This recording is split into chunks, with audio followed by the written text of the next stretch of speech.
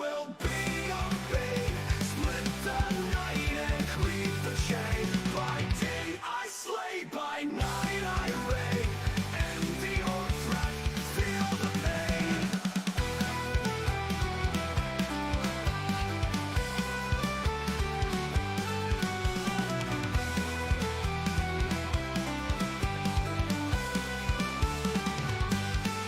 I roll the dice on the tavern floor. Hell in my veins, but I'm craving more. Deception and charm are my favorite tools. Run the game like a king while I bend the rules. By the firelight, I'm a rogue in disguise. But don't test my blade or you'll meet your demise. My great axe will be your fate. Split the night and cleave the chain. By day I slay, by night I reign. Envy or threat, feel the pain.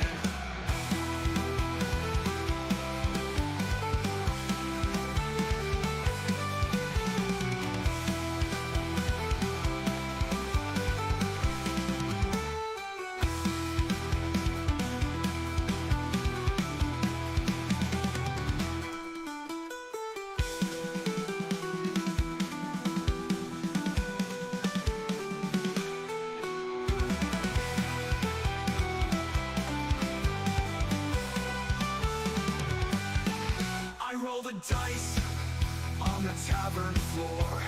Ale in my veins, but I'm craving more. Deception and charm are my favorite tools. Run game like a king while I bend the rules. By the firelight, I'm a rogue in disguise. But don't test my blade or you'll meet your demise. My great axe will be your fate. Split the night and cleave the chain. By day I slay, by night I reign. Envy or threat, feel the pain.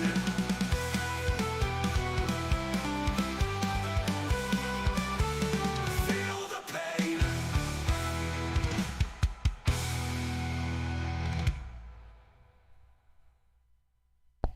Woo! Alright, what's up? How y'all doing? I'm sorry, I'm trying to figure out why my apparently my live notifications for when I go live on YouTube is not working anymore, and I don't know why.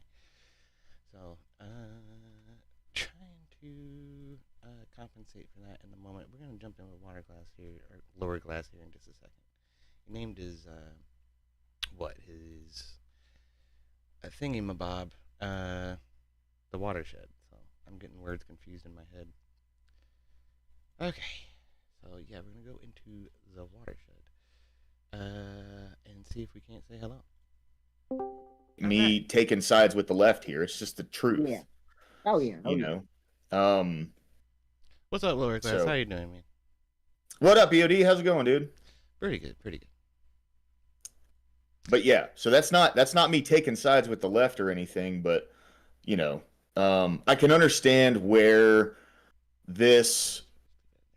really what it seems like to me is just a breakdown in communication and instead of each other going, okay, well, here's what I got wrong, here's where you went wrong, we can like come together on this and talk about it. It seems as though it might spiral into something else.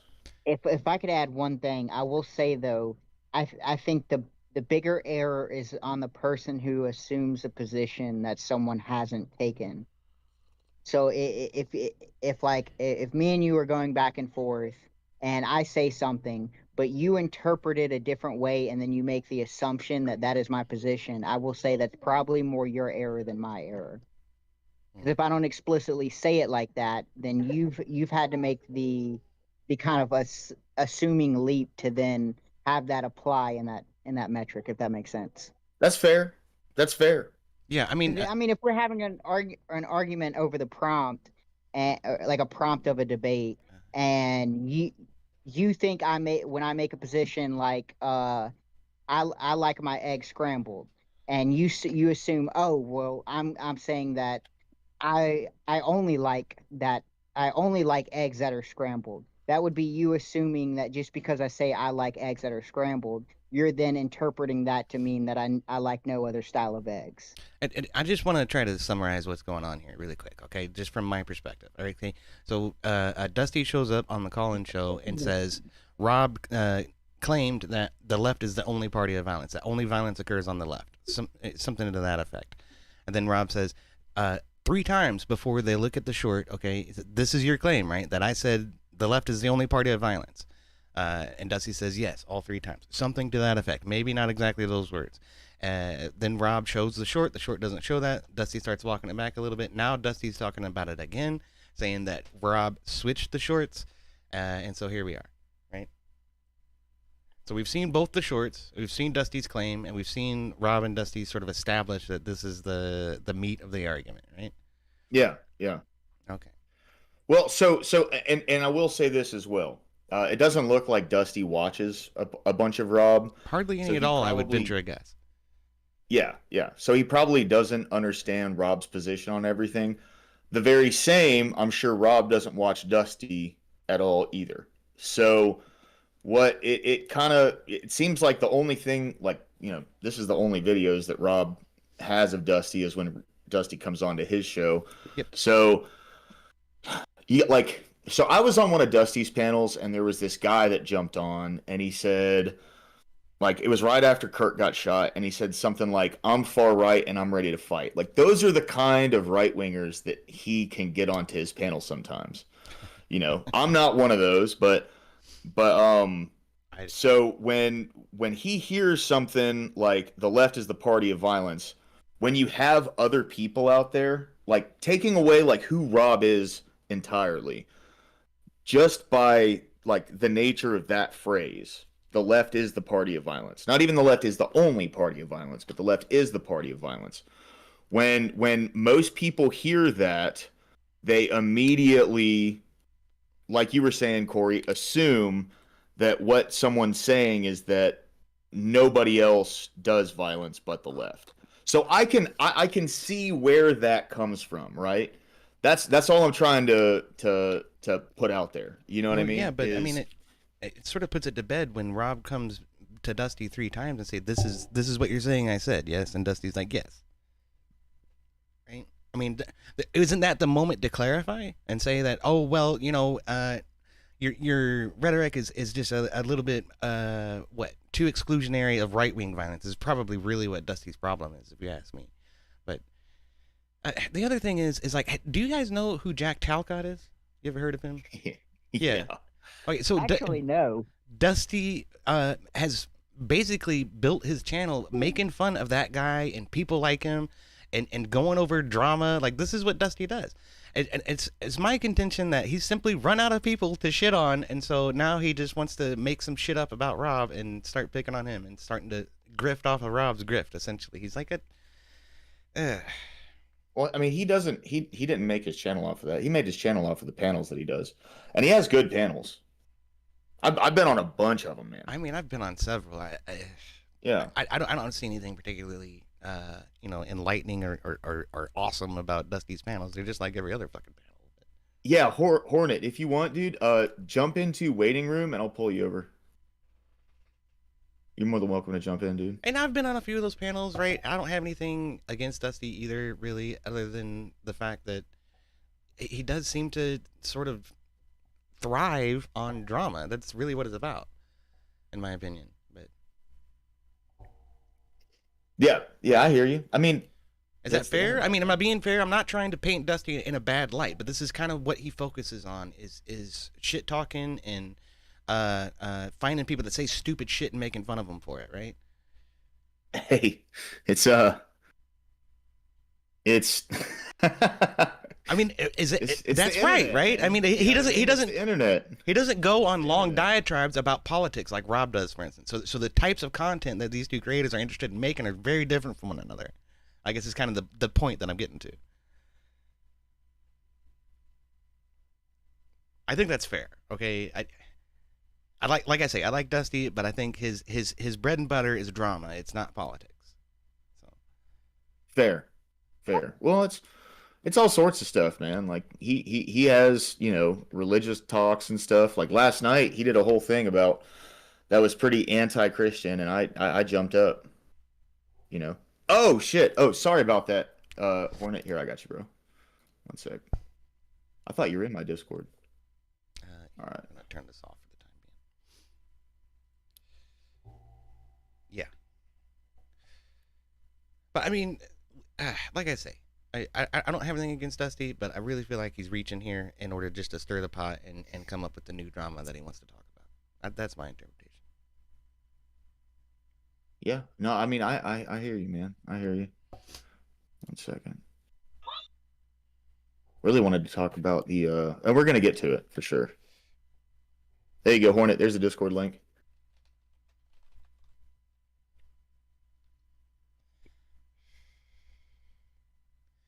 Yeah, I see you guys out there hanging out with me. It's good to see you. Bill Hicks, Boomer Bob says, "What's up, EOD? Good to see you." There he is. We got Murdercom hanging out over on Kick. I do appreciate you guys. Welcome in, dude. How you doing today, man? Good to see you. Bill Hicks says Flow State is low tier. Sometimes I get along with him. I kind of Another like day, him, but he is a bit retarded. Another A dollar. likable retard. You know. I agree with that. I agree with that. I just needed to clarify something because, like, yeah, I get the point you're trying to make, but like, okay, let's say, like, let's use the car example, right? You have two cars in front of you. I say this is a luxury car. In your mind, the other car is in a luxury car, right? Like, Right. the implication is that one of them is in a luxury car, one of them isn't. That is the obvious implication there. And it is inflammatory language, and I get it. Like, that's how you get fucking words out. But I don't know, I don't feel like this is something that's unreasonable on Flow's side. Okay, it's not unreasonable to initially make the incorrect assumption, but when you're asked to clarify your position 3 times, when you're shown evidence that's contrary to your position, and you still want to hold that position, and then days later you're going back over it and doubling down and saying this was the correct position, I was right, and he switched the shorts on me. Now you're disparaging and misrepresenting the truth yet again. Like, this isn't to my mind, it's intentional at that point. Okay, it's intentionally dishonest. Of that sort, like that's. And Dusty actually clarified. He was just like, that might not be the exact quote you're saying, but he clarified it's like something of that sort. And I agree, at that point it does fall within what he would be arguing. Because it is inflammatory. It is meant to show that one side is the party of violence. One side is okay with violence. We have polling data. We have testimony from representatives in Congress and leaders in the Democrat Party that attest to this. So it's like what Rob's trying to point out is how ridiculous that is, and that it needs to be walked back a little bit. And the rhetoric on the left is responsible for violence on the left. That's the main thing, right? That's the main point. Dusty's point saying that that he's actually being inflammatory with that, right? Saying that that one party is the party of violence. Again, he never made the claim that the Democrat Party was the only party of violence. He didn't say that it only occurred on the left. He said, to clarify, he said that it has become normalized on the left, and that's alarming. Like, that's Rob's point. Like, we don't stand. Okay, so like LWRCLAS was saying, there are violent people on the right. There definitely are. I wouldn't deny that. Neither would Rob. But we don't own those people, okay? We don't prop them up into positions of power and hail them as some kind of political heroes to be followed, unlike people like Jasmine Crockett or Ayanna Pressley, okay? Answer the question. What would I was making a statement, so like I was trying to get through my statement before you interrupted me, so if you could wait for a pause and then ask the question, I'll be more than happy to cooperate. Would the statement of saying the Democrats are the only party that accept violence be the thing there? I don't know. That doesn't sound entirely incongruent, but that was not Rob's claim. Okay, so that's not Rob's claim either. So I don't know why you went on that diatribe. That's what I'm trying to get at here. So you reframed what I'm saying, and then I told you that that's not exactly right, and so now you're saying that that's not the claim. I mean, that's the whole contention, that Dusty heard the phrasing of the Democrats are the party of violence, when we have a two-party system, yes, I'm obviously going to think that the other party is probably not the party of violence, right? And you're being like accepting, adding the extra context. So I'd be like, okay, let's add that extra word. Does that make it better? No, it doesn't. Like, Well, I don't. It It's gets still closer to the rely on mark. the but- assumption. You're still relying on the general assumption that that's what you thought he meant. But I mean, that's irrelevant to what Rob claimed. So what did Rob mean in that situation? When because What he's, did it- he's saying the Democrats are only accepting I just tried to explain that to you. of violence. I just tried to explain that to you. There's polling data. There's leaders in the Democrat Party. Okay, so in the short that that Lauren linked, okay, that she claimed that Dusty said this was the correct short. The title is "Violence is now the norm for Democrats." That would be the claim. That's the actual claim that he's making. And again, here's the supporting evidence that I just listed: the polls, the rhetoric coming from Democrat leaders, the fact that right when the shooting happened in Nashville, okay, they held up 7 fingers, one for the perpetrator of the fucking crimes. So like crime and violence is the norm for the Democrats. That's alarming, and that should be addressed. That's the point. Okay, that's perfect. That's a perfectly At fine no statement. point is the claim made that the right is not capable of the same. But But you know that, like, I actually wrote out the quote: the Democrats are the only are the party of violence, and they must be defeated at the ballot box wholly, or it will get worse. What do you think the implication is there? that the Democrats are violent. I think it's pretty self-explanatory and self-evident. I don't know what you want from me. No, what, Okay, so what you want is for me to say that what that means is that the right, it's a dog whistle that the right is not a party of violence, and I don't agree with that conclusion. I think the statement is self-evident. that is what the statement is saying. Like, I don't know what interpretation. I have to be like as charitable as I could be to Rob Noor. And here's the thing: if this was just some random person, I think I would grant a lot of the things you're saying. But Rob is way more careful with his words because he's a debater. I actually, he's gonna be a lot more thoughtful through the process of actually thinking out a sentence, and that's not just something that like a random person like me or you would do. So you're blaming Rob for context that you're reading in between the lines that he never actually said. Like, that is the context of the thing. Like that is what he's saying there. I'm sorry. not- That's how it's not what he's saying. He's saying that the Democrats accept violence, and this is not cool. We can't let them maintain power, so we should have somebody else in power defeat them at the ballot why ballot should box. the Democrats not maintain power? What is the implication there? Because they normalize violence. That they're violent, right? Because Uh-huh. they're normalizing violence. So that means that party, that one party, is accepting of violence, which would mean the Democrats are the. Come on, I don't have to walk you completely through this, do I? It's your argument. So yeah, you kind of do. Okay, that would be the implication that the Democrats are the party of violence, that they are the only party of violence. The reason you want to get them out of the fucking ballot box and put Republicans in is because the Republicans are not okay with violence. Okay, so in Correct the or statement that Rob made, did he say Republicans? Like in Who the else quote, would go the in? quote that Who you else would wrote go down. in, EOD? the- Third party or independence? Like, what are we talking here? Rob generally does describe himself as libertarian adjacent. So, That damn Green Party always bombing buses and shit. well, you say that, but there have been some alarming activities from climate activists. So I'll say I was just never mind.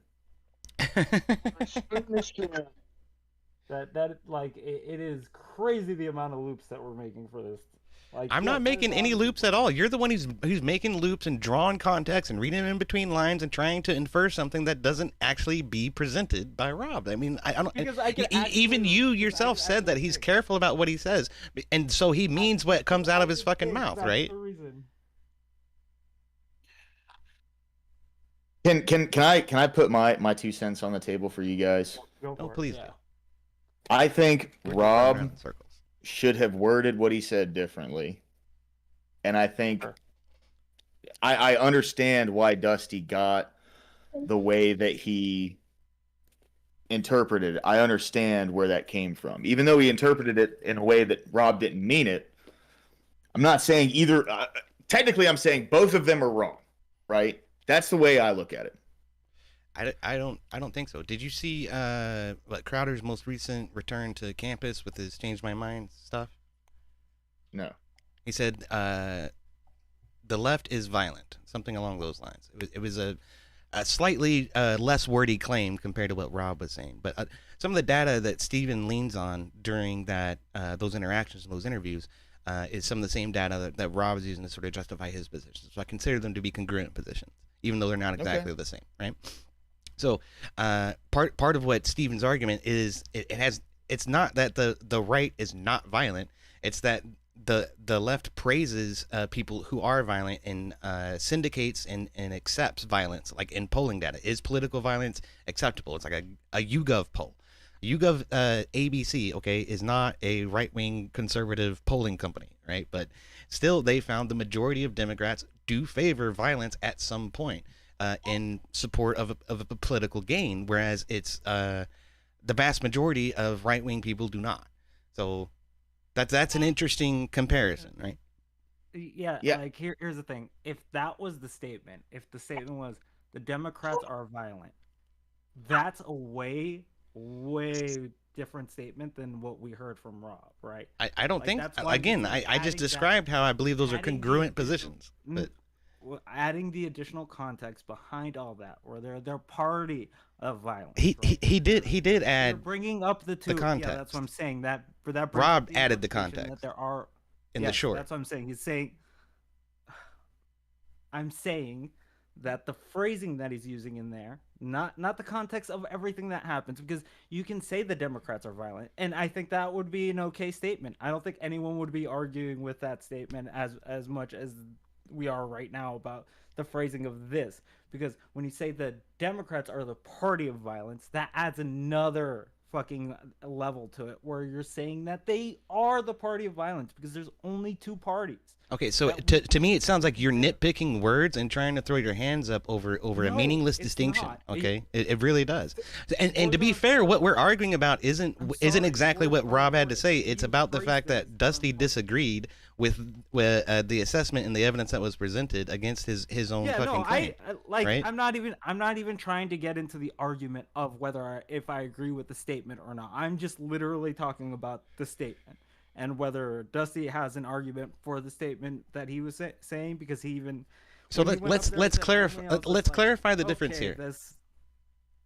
Okay, I don't care about the Republican or Democrat part of this, right? Like, it's I meant the difference in the statements between Steven Crowder and Rob Noor. You said that Steven Crowder's statement was that one made more sense to you and was more in line with the context, right? I would say that'd be more okay. Obviously, you're trying so to get what is the difference between the two statements? Because all Rob said is violence is now the norm for Democrats. Steven Crowder said the left is violent. That's what I've been pointing out. The hyper-selection, when you're doing the party of violence, you're obviously trying to imply the two, right? I will say this. That's a ridiculous, meaningless distinction. Yes, this is a ridiculous, meaningless discussion. This is so small, man. You know? I mean, like I thought something actually big went down. No. You know what I mean? Petty shit? This is petty shit. Like, honestly, this is the most petty shit from both of them. Yeah. Okay, so great. So Rob didn't go on Dusty's call-in show to bring it up and to raise a big stink about it, did he? Video. Shut the fuck up. Rob makes a video about every person who calls in. If it's something that Black Elk can make a video about, Black Elk will make a video about it. Okay, petty, so dude. that's the one thing about that. The other thing is that Dusty continued to be butthurt about it and continued to spread lies and misrepresent the fucking truth about it, and so here we are. So if you want to say that Rob's the one perpetuating this, that's completely false. Dusty's the one who started it. He's the one who sparked it. He's the one who's keeping it going. And I'm telling you, the reason is Jack Talcott hasn't been around in 6 months, and he's running out of people to shit on. That's really all it is. What are you talking about? Jack was literally live yesterday. I don't know what the fuck you're talking about. Well, whatever. That shows you how much I watch Dusty. I mean, I really don't give a shit. Exactly. That's what I'm saying. You're reading a shit ton into it. I am not. I'm not reading a shit. I'm not the one who's putting words in Dusty's mouth. I'm listening to the words come out of his mouth, the claims that he makes, and the assertions that he makes, and him being proven wrong. And then people like you are in here saying like, oh my God, this one word makes it totally fucking different, man. Like, no, it doesn't. Because you kept saying only as well. You did the same thing. Oh my God. You understand that, right? No, I did. He did. said yes. And when Dusty clarifies, he's like something to that effect. Couldn't that mean generally anything? Get back. Out. One. Something that would imply the same thing that he's saying there. So this is what I was trying to say earlier, where like if Dusty watched more of Rob's content, and I'm not saying he should, and I'm not even saying that Rob should watch more of Dusty's content, they would kind of understand like the context of what Rob was saying, because he did say those words, like the left is the party of violence, right? He said that multiple times, but he has never, not once the entire time, like I've been watching him for like 2 years now or something. He has never denied that there's violence on the right. That there's violence on the right. Yeah. He's never denied that. That's why I'm not trying to get into like the contextuals of like what these people actually believe. It's just like how the phrasing is said and like how it could be interpreted. Yeah. That's what I'm really just arguing about. That's why I was like, I don't really care about the arguments, because you know me, I'll argue against the whole Democrats all believe in violent shit, because obviously left they don't fucking do that. But, they don't all believe in that. I know that for a fact. Yeah. All my real life friends are fucking left wingers. So yeah, that's what I'm just like. I'm a liberal. I could argue for the right being super violent too. We could have those arguments, but that's not what this particular conversation's about. This one, I was just like, I just really wanted to come up and be like, yeah, this is like, well, I mean, again, like when you use the car example, I think that's a pretty good example. It's just you have to. I can't accept this complete dismissal of the context. Is that all you're doing is reducing the argument down to bullshit semantics about what word was placed in which sentence, and that's completely fucking worthless. Okay, but there's a reason. There's a reason. That's what the whole argument's about. Oh yeah, okay. The whole argument's about semantics. Great. So there's a reason why the rhetoric on the right is getting to where it's at, okay? And that's because violence has been constantly accepted and dismissed and approved by the left. So saying that none of that matters to what the rhetoric is or how it's coming out, you're completely throwing away the essence of the actual fucking argument. EOD, that's why I don't want to have this conversation, because I don't want to argue why the right is okay with violence too. I don't want to have that conversation. That's because you can't justify it. I have polling data from your own polling sources that justify it. Okay, fuck it. We'll go there. January 6th. Why did we pardon people that were fucking violent? Right? Like, of course. It always comes back to that, doesn't it? It always comes back to that every single time. I could go down the stupid trail. That's what I'm saying. I don't want to go down the stupid trail again. Like, I don't know why we do this. How about this, guys? We've been funding wars and killing people all over the world for over 100 years. Oh, for fuck's sake. Yeah. So we want to talk about what side is the party of violence. I mean, that's just the reality of it, dude. Like, wow. You know, obviously. So we haven't seen a sharp increase. Yeah. We haven't seen a sharp increase in political violence coming from left wingers over the past 10 years now. That hasn't happened. I'm just completely making that up. No, I'm not saying that you're making that up. I'm just not having that conversation right now, because I could have the opposite conversation as well, where I'm just like, oh, right wingers are okay with violence. We can see the example of Nancy Pelosi's husband being attacked with a hammer and them cheering that shit on. Like, I could go down these. Those of us who cheer that on were excised and condemned for making fun of an elderly man getting beaten in his own house. Right. So that's not normalized on the right. Okay. That are still there are fucking have their jobs. Like I don't know what we're talking about. Like, Do you have an like, example? like that's why I don't want to have this conversation because That's what I'm trying to get into. Stupid. But this guy keeps Fucking spurging out and stupid. blowing up every time we start getting into it. Mm. Because he doesn't want to talk about it. They don't want to talk about it. Of course they don't. No. When people celebrated Charlie Kirk being viciously murdered in front of thousands of people, that was perfectly okay, right? That didn't matter. That wasn't left wing violence. No. That guy was a groper, right? That's what we're told. I don't think Hornet takes that place or takes that position. Let him speak for himself. Yeah, but I mean, like I know Hornet though, so I can. That's why I'm just like I can say like that. It's That's kind of in like an assumption of his position there. That's all I'm saying. But Ashton, good to see you, bro. Welcome in, bro. Welcome in. I'm not assuming his position. I'm giving an example of where the left normalized violence. Wait. Crazy that all I have to say is I'm a liberal, and you can already take an interpretation on my thing.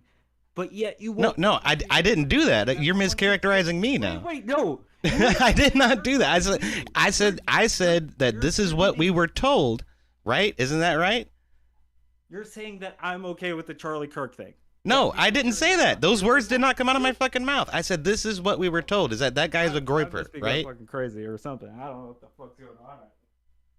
This is why we can't have conversations, because you don't fucking listen. Nuxus, welcome in, dude. Good to see you. Hope you're doing well today. How's the down under? I guess you're okay with that. Would be the obvious implication of me being okay with it, right? So then say you're not. I'm not. You fucking retard. Great. Obviously That's not. awesome. Why the fuck- There were a lot of people on the left who are. Do you deny that?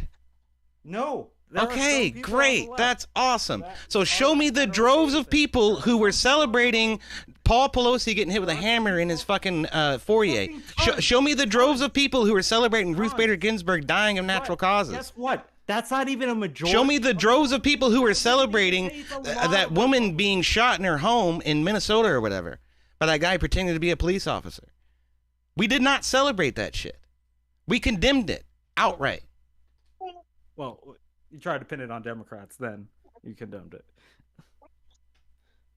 Well, I swear to I'll tell you one person, guys, that they died and I'm fucking giddy about it. I love it. I knew you were gonna go that route. Let's go! Viciously attacked in prison after doing sexual things to babies, and he is done. Wait, who is that? Ian Watkins, lead singer of the emo band Lost Prophets. Oh. He got put in prison in 2013. He got caught on I think it was Some heinous it was 13 offenses involving babies. Good Lord. He was brutally cut open yesterday in prison, and I'm happy. I will dance on this piece of shit's grave. So just some good news, guys. This is fantastic. That's the type of violence we should be cheering on. 100%. Yeah. Wood chipper 2028, man. But anyway, that's all I wanted to say. So But I just I just wanted to come up and clarify that. I didn't really intend to stay up the whole time. I was just to clarify what I was saying in chat, because it's hard to get that context out where it's just yeah, I understand what you're saying with the car thing. If I have multiple cars and I was this is a luxury car, obviously there could be other cars, right? But when we're looking at two cars, that's kind of a different scenario. yeah. Well, not necessarily, because if I'm just talking about this one car and me calling it a luxury car, and I'm not talking about both parties in an instant. I'm just talking about one party, a party that advocates and cheers on. Well, I wouldn't say that advocates for it and does it. Then that would be the party of violence. If a party both advocates for it and does it, then I would say that's a party of violence. Yeah, I could agree with the statement. I'm just saying the phrasing for that would the obvious implication that people come away with would be the whole this is the party of violence, this isn't the party of violence, right? Well, I mean, I wouldn't say that's the obvious implication if we obviously had different implications. Abby Jean, welcome back in. Good to see you. Thanks for stopping by. Feel Always a we pleasure did seeing you in lot chat. of work for that one, but I don't know. How? because again, like when you're contextualizing into like two things, if I say this is an egg, obviously the other thing in my hand may be an egg, but do you have to do a lot of reading to get into that, right? So obviously, what you know is one party is the egg in this instance, which would be the party of violence. So that would be that's the hard implication there. Now, That would like also I be think swallowed yes, with something, that though. like if he said Democrats are violent, then I would be like more okay with the statement because I'd be like, okay, you have your Okay. stats, and I don't think you're saying they're the only ones. Obviously, you're just saying that. So I As I, Well, I, what I want I want to go long back as to we're gonna though, make the because argument Republicans are violent. as such, When now they condone it.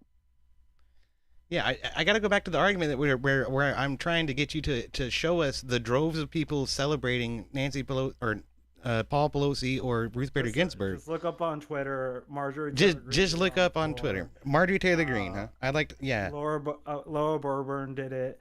Oh, who Laura else do you Boebert. want? Do you want me to bring up like every fucking thing? Like Those would be bring me great up if you could just provide everything. those two examples. That'd be perfect. Wait. Then bring yes, those are congressional leaders, are they not?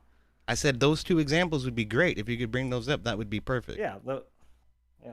But I'm not here to discuss that part of it. That's why I don't give a fuck which party is the side of violence. I just don't want. So you don't. So to be clear, you don't have any direct quotes from MTG or Lauren Boebert. Just this vaporous claim that they made your point for you. On hand, EOD, but I know they did it. Yeah, well, it sounded like it was really easy to look it up. Like you just look it up on Twitter, right? It is really easy to look it up, but obviously I'm not near my computer at the moment. That's why I'm not trying to be on here for too long. I just wanted to clarify the contextual you thing. just wanted to come in here and throw a fucking Molotov cocktail in the room and then run away. Yeah. No, he didn't run away though. He might have thrown a Molotov cocktail, but he didn't run away. Yeah, I did throw the cocktail, but So now I'm asking you to support your fucking claim and you can't do it. So that's cool. I appreciate that. But I don't have to. Okay, so not even 2 weeks after Charlie Kirk was killed, Ilhan Omar is at a town hall meeting saying that Charlie Kirk supporters are assholes and he deserved what came to him, right? Is that tantamount to what Lauren Boebert said about Paul Pelosi, or was Lauren Boebert making like a crude, crass joke that really didn't imply it was Paul Pelosi's fault, right?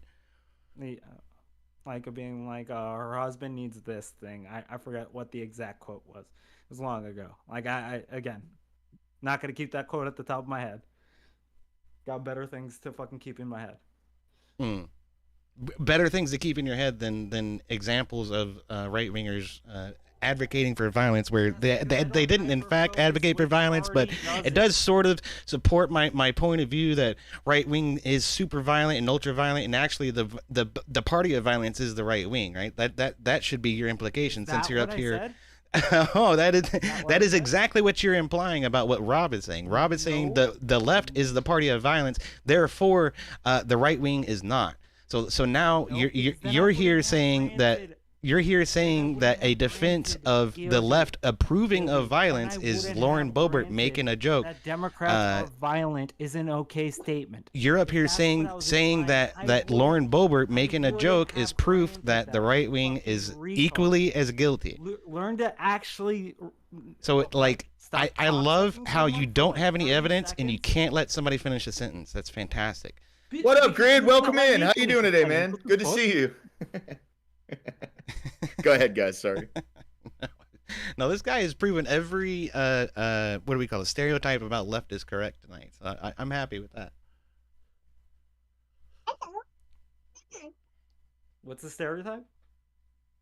Oh, that you can't let people finish sentences. You don't have any evidence to support your claims, and you just throw out vaporous claims that mean nothing in order to try to make some kind of point, and ultimately you have nothing to support your point except that you said so. I think I have the tweet from Paul. So my reference to the pardons isn't Marjorie Taylor Greene. Yeah. Or I know Marjorie Taylor Greene did it. I know there's a couple like Fox News hosts that did it as well. It's just like, again, at that time I knew all the quotes, but at some point I stopped caring because I'm just like, I don't think hyper fixating on which party is fucking advocating for violence is important. I think fucking actually addressing this situation would probably be a better use of my time. Do you want to hear the tweets? I do. I want to hear the tweet. Let's hear it. Okay. October 28th, 2022. Violence and crime are rampant in Joe Biden's America. It shouldn't happen to Paul Pelosi. It shouldn't happen to innocent Americans. It shouldn't happen to me. She That sounds like the exact opposite of what you were saying. swatted 6 times, Okay, violence and death I'll threats look at every my day. quote on my phone then. I've got on October 31st, the same mainstream media Democrat activists that sold conspiracy theories for years about Trump and Russia are now blaming Elon Musk for internet misinformation about Paul Pelosi's friend attacking him with a hammer. The media is the source of misinformation. That doesn't sound like she's making excuses for the attacker. I have one unrelated. I think it's unrelated to the incident, or maybe not. Is Dave DePape the guy who did it? Yeah, I believe that's correct. Dave DePape was an illegal alien that overstayed his visa and should have been deported. If Paul Pelosi was a 2A supporting gun owner, he could have shot the man that was trying to kill him. It's dangerous Democrat policies that led to Paul Pelosi being attacked. I don't know if he was really a illegal immigrant. He looked awfully white to me, but I think he's making the visa context. So Right. like he was here on a visa, so he could be European. that's possible. Yeah. Yeah. Still, though, I didn't see anything in there advocating for violence or saying that it was okay or saying that Paul Pelosi had it coming or nothing along those lines. She didn't even bother to say Pelosi supporters are assholes like Ilhan Omar just did the other week. And I can provide a link to that if I need to. But doesn't this really sound out of character for her?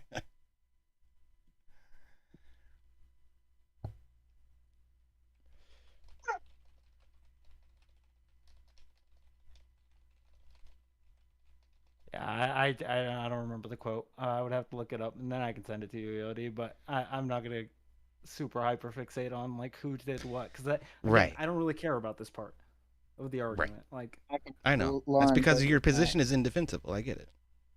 no, it's not indefensible. Like, again, if you think that no one on the right has ever advocated for violence, I didn't say that. is that the statement that? No. Okay, so you obviously know that they have advocated for violence in the past, right? Mhm.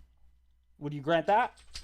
I'll grant That's- that there are that's all people I'm who saying. consider themselves to be conservatives that advocate for violence. I haven't seen political leaders in the Republican Party Okay, do that. people on the right have advocated for violence in the past, yes or no?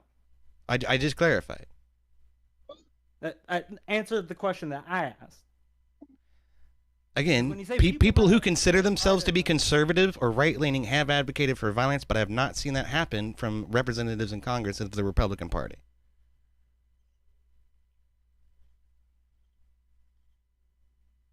Okay. I'll let that go at the moment, just because I don't want to fucking argue about it. What? Is that not clear enough? What do you want? No, like it's just the levels of grant that you have to go through to fucking not fucking say the thing. It doesn't seem like Lauren Boebert specifically addressed the incident. The closest she did. the closest thing to it on November 1st, she was campaigning midterm elections as personal attacks. Oh, And it that's the wasn't like closest. right at. Yeah, it wasn't right after. It wasn't right after that. I will grant them that. I think the jokes have come up like fucking 2 years after the fact, but they like still talk about it. Like, it's something to be joked about. Like, again, that's a whole. By fucking- radical that's individuals everything scattered across Twitter, perhaps you're correct. But again, this isn't something that's sanctioned by the Republican Party at large. else.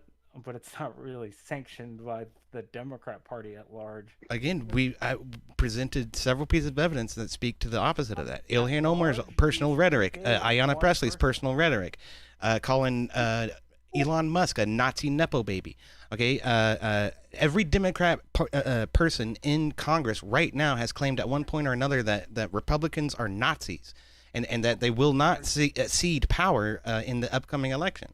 This is always the claim. Okay. So how do you deal with that? Okay. What's an appropriate response to that while we're reading in between lines and trying to understand context One behind person somebody's called- statements? One person called him that. I know that for sure. One person Nazi called Republicans Nazis. A Nazi nepo baby. Oh, Ayanna Pressley. Yes, Ayanna Pressley absolutely said that. Yeah. And she That- quoted that- herself that was and one- posted it on Twitter.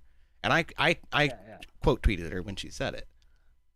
Yeah, and our vice president on a fucking news show called Trump the American Hitler. So, Oh yeah, no, that wasn't the only time. Bernie Sanders has done it. Ilhan Omar's done it. Ayanna Pressley's done it. Who else? Yeah, so Rashida it doesn't seem Tlaib has like done that- it. That's a one-side thing. Again, because like When our do sitting Republicans call our Democrats sitting vice president, communists? our sitting vice president called Trump the American Hitler. I'm sorry to tell you that. That is an exact quote from him. Like that's not even a joke. Like our sitting vice president did that. Uh-huh. So if the threshold is just to call someone a Nazi, then okay, whatever. I bet I could probably But find that one really easy. yeah, that one's easy to find. Everyone reported it when Vance fucking became the VP nominee. Yeah. That's not a hard one to figure. If you think I'm lying about that, EOD, like that's crazy, dude. Like that was like highly reported. No. Yeah. I mean, that's absolutely true. He did call him that at one point. Yeah, I'm not sure the exact quote, but It was, as early as 2023, JD Vance was walking that back, saying that he was wrong, this, that, and the other Yeah. thing. But Yeah. really, there was a lot of anti-Trump sentiment and on the right at the first, all right, and after Joe Biden, all of that Well, went no, straight the fuck out the window, it's not brother. about That's it's what not ended up about happening there. having the anti-sentiment, right? Because that's not what you're arguing. You're saying that we're calling you Nazis, so that's violent, right? I'm Yes. saying the vice president called him the American Hitler. Yes, he Like, did. I think he took it a step further, That than just saying Nazi. He legit was just like, you're fucking Hitler. Well, he's not the only one who said that, all right? And again, that was the norm of the rhetoric of the left at the time. And again, there was a lot of anti-Trump rhetoric in He 2016. wasn't on the left at so the time. it doesn't matter, okay? What matters is that this is the norm of the rhetoric, and so there was a lot of anti-Trump sentiment in the Republican Party in 2016 at the time, and a lot of people were trying to jump on that train in order to secure their own position in the Republican primary, which I don't know if you remember or not, but in 2016, the Republican primary was enormous. There was like 15 or 20 candidates. It was kind of ridiculous. Yes, So everybody was out there jockeying for position and saying shit that didn't actually apply or didn't actually But do he anything. said But this in that does not 2019. change. That does not change the nature of the wait, rhetoric, you're saying calling 2016, for you're violence saying in order to you're saying overthrow another a context. dictatorial leadership, in order to stop people who will not give up power from relinquishing it.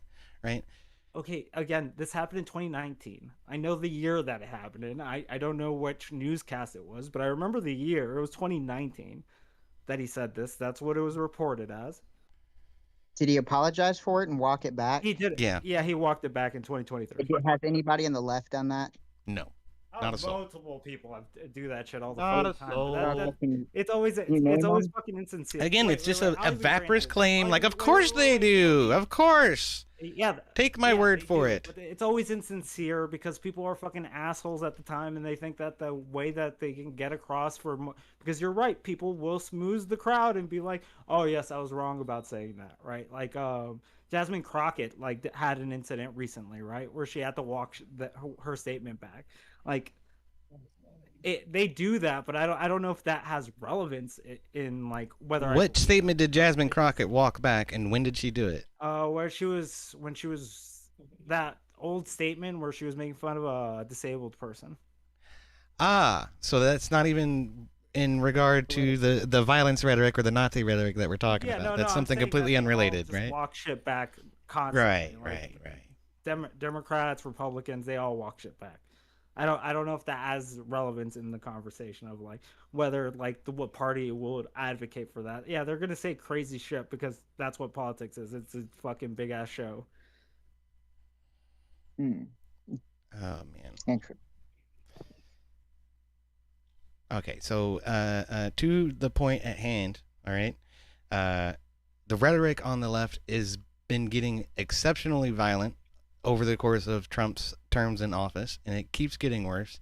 And Democrat leaders play into it. They don't try to downplay it or discount it or speak out against it the way that we just heard MTG doing about Paul Pelosi. And instead, we get what are just vaporous claims of walking back statements about disabled people from Pretty sure there was what's her fucking name? Jasmine Crockett. So Condemned the Charlie Kirk murder. I do. Tons, droves of people that condemned that. All you gotta do, name one. Didn't Chuck Schumer do it as well? Like, what the fuck? I mean, I don't know. Did he? Even Kimmel. Okay. did it. Okay. People So said that he didn't do it. regarding the JD Vance thing, you said it was in 2019, but this is from an independent article, okay, from the UK, and I don't know if you're familiar with the Independent, but they're not a right-leaning organization. It says, when confronted about his former beliefs about Trump during the vice presidential debate last year, Vance reiterated that he was wrong about Trump, and then blamed the media for swaying his opinion of Trump Right. in I already 2016. granted that. 2016. I already granted. 2016. I don't think it was in 2016. Yes, it was. Okay, so he might have been doing political points then. I don't know if that makes it better. I mean, Well, It makes it better that he apologized and walked back his rhetoric. Yeah, like the apology. I don't know if the 2019 versus 2016 distinction makes a difference there. Like, Well, it to me it would make more sense that it would happen in 2016. right. during an election year, yeah, I guess. I was kind of hoping Well- it wasn't during an election year, just because like that just seems like Well- scummy as fuck to do. But I Yeah. don't This know. would be Yeah. after. This would be after an election year. Again, it Well, no, was no, it was 2016 After was an the election, election year. it was No, because that's the what I'm election saying. happened in January, so this would be after the election.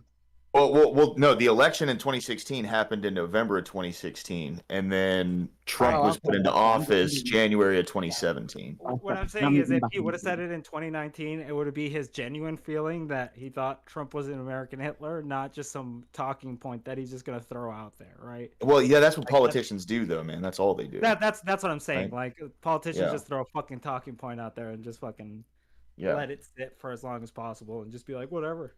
And then when they Yeah. get called on it, like fucking 10 years down the line, they're like, I sincerely apologize. it for wasn't what I 10 years said down the back then." line. It was when he was appointed as vice president in the 2020 election. But, Yes. whatever. Yes, when he Well, got called up by the guy he called Hitler, yes. Well, that's why, What I'm like saying. it's, and this is just my I'm not opinion, saying that it was okay? 10 years down the line. I'm just saying This- that's what politicians generally do.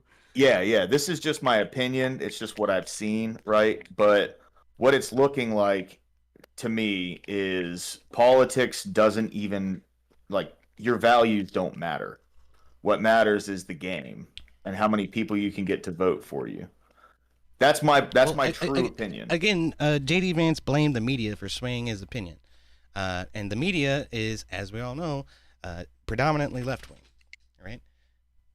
Can we agree on that? Or Well, you is that another red herring you that want it to was- sit here and pick apart No, for well, 20 minutes? you just sat here and told me that it was because of an election year. Now it's the No, media. no. I said it was during an election year because of Yes, the media. that's the reason he would have been saying crazy During the shit. election year because of the media. Yeah. Yeah, but to be fair, you would have to imply that. You can't. I mean, that would be an assumption. Yes, that assumption is generally right, but you would have to assume that. If he truly felt that Trump was that type of person, then he may have been calling him because that's how he felt. Here, I'll link you the article. This is As a a direct quote from politician, JD Vance. It was he because the wasn't- media swayed his He was opinion. a career politician at that point, right? Like, or am I mistaken? Like, had he not been elected yet? Yeah, JD Vance was he's He's Was he a career senator? politician. he was senator from Ohio. Yeah. You define Oh career my god. politician. Okay, I don't want to continue harping on the JD Vance thing. What I that do want to his say career is was to be a politician at that time. Right? what I do want to say is that Yeah. not only did he walk it back, but it was because of the media stories that turned out to be dishonest fabrications of his record that he was convinced. Okay, and again, that boils down to the fact that the media has been calling him a fucking fascist and Hitler and a racist Nazi since he even started running in the first place. So all of this stems from the fact that the left is the party of violence. It stems from left-wing rhetoric that decides that someone they don't like and someone they don't agree with has to be removed from office by any means necessary. So why did it take all the way until his VP call up? I don't know, man. Why don't you add him on Twitter and ask him? But I have here a direct quote during an interview that says, "I've always been extremely open about the fact that I was wrong about Donald Trump. I was wrong, first of all, because I believe some of the media stories that turned out to be dishonest fabrications of his record." So, like, you just think everything a politician says is factual. They're never going to do something for political points. They're never going to do anything for... Did I make that claim? Did I make that claim at any point? I said you should add him on Twitter because I don't have a quote pertaining to that. What I do have is this quote right here, and I just read it to you. Yes, you're using his quote. That's what I'm saying. You're saying that you believe that quote. 100%. What reason do I have to not believe it? Because you said that it was 2016, so it was an election year, so he's going to say crazy shit.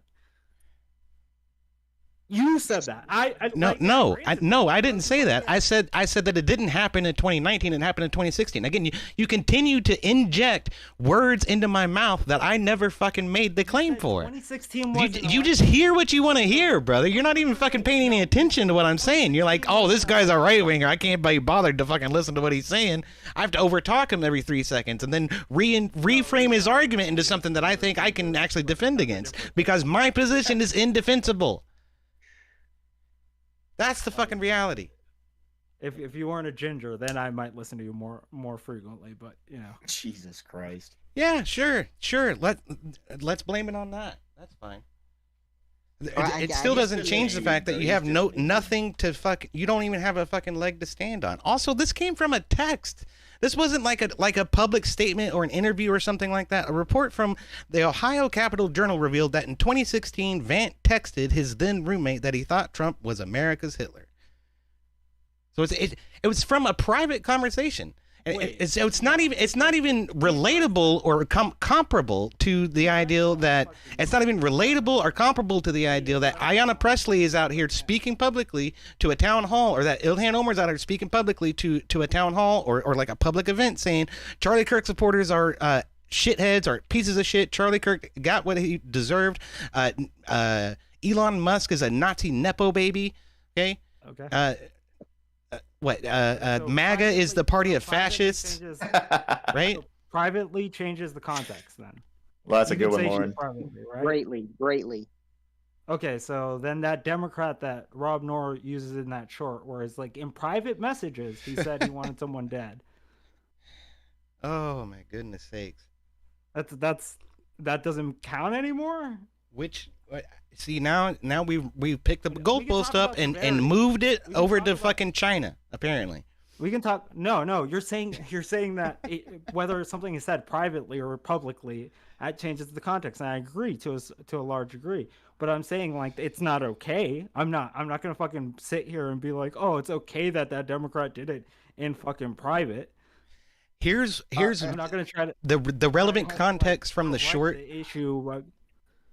No, go ahead and finish your statement. I'm sorry. Hang on, let's follow this logic. So if I message lower class and say, I want all trees to die, trees inferring someone else.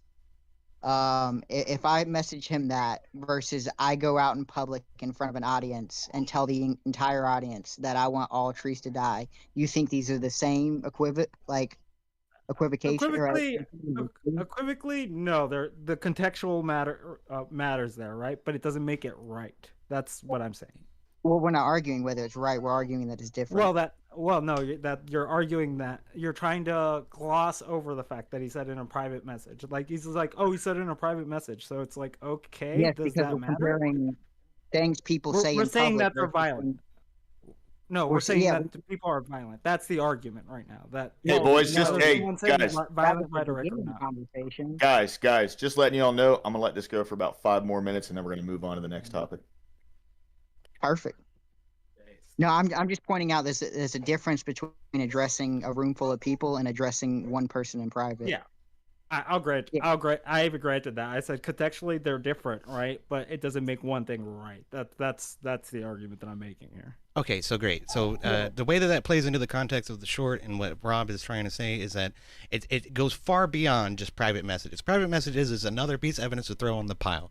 But the real big points for me are the polls that say Democrats approve by the majority of political violence at some point or another. By the way, and the rhetoric on top of that, coming from people. Can I please finish one goddamn sentence? Is that possible for you to just sit quietly and wait for me to finish what the fuck I'm saying? Actual genuine question before we move too far away from Jesus it. fucking Christ. Does anyone know where that poll is? Like, I actually would be interested in looking for it. Like, that's why I was just like, You mean the just YouGov pause poll? there for like a second. It would be on Yeah. YouGov's website. But like, what would be like? YouGov has a shit ton of shit on there, bro. Like, if you want me to look up specifically. Yes, but they have a filter and they also have a search bar. So yeah, you, I know they you have a can click search on there bar. and I'm search saying it, like, yeah. what would I be looking up for that? Like, because I tried looking up what it was, but I think I'm getting like different data. Okay, my dog's got to go outside. Okay, so let me just finish this really quick, and then we can hunt down the poll. Okay, are you ready? I need you to sit quietly for 30 fucking seconds. Can you do that?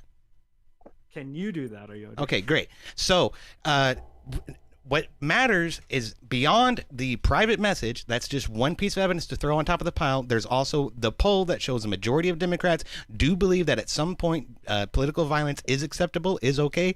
The rhetoric coming from the left in public spaces and in addressing public town halls, public activist get-togethers and events and things like this that continually describes the right as some kind of insurmountable fascistic force that must be met with some type of violence in order for the left to get their way.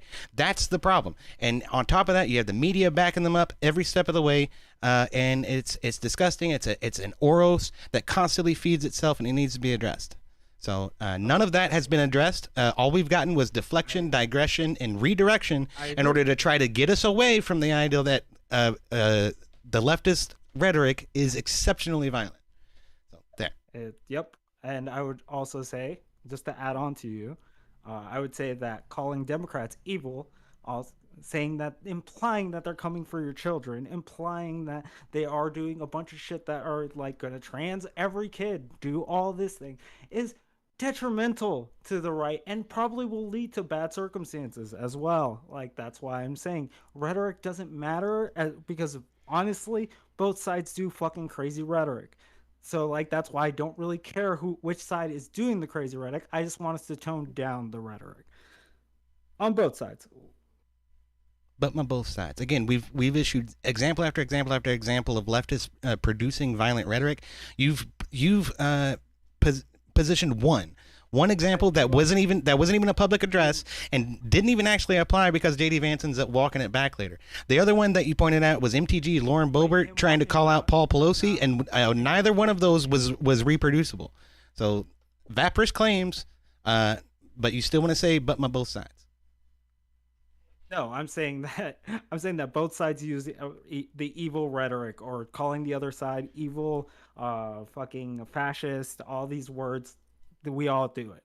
Like, that's part of the politic game in the US, and that's why I'm just like, maybe if we turned that down a bit, that would probably solve a lot of the issues that we're having. But if you don't want to agree with that statement, then I don't know what else I can get you to agree to. I agree that right-leaning violence should be stopped and condemned. I think generally we do condemn it, which is the difference. Well, I would say the rhetoric. I'm not saying the condemning of violence, because when you're calling someone evil, when you're saying they're coming after your children, when you're saying all these things, obviously you know that most parents, when they hear they're coming after your kids, are going to have a harsh reaction to that, right? So And let me remind you about might Loudoun act up on County. that. You remember Loudoun County? Yes, I remember Loudoun County. Okay. So there was a man's daughter who was sexually assaulted in the bathroom by a student, Yes. right? Student claiming to be trans, whatever, could be, but they decided in Loudoun County to allow this student to go into the girl's bathroom, and then this girl was sexually assaulted. What happened to that student? Do you know? Is that coming for your children? Are they coming for your children with that?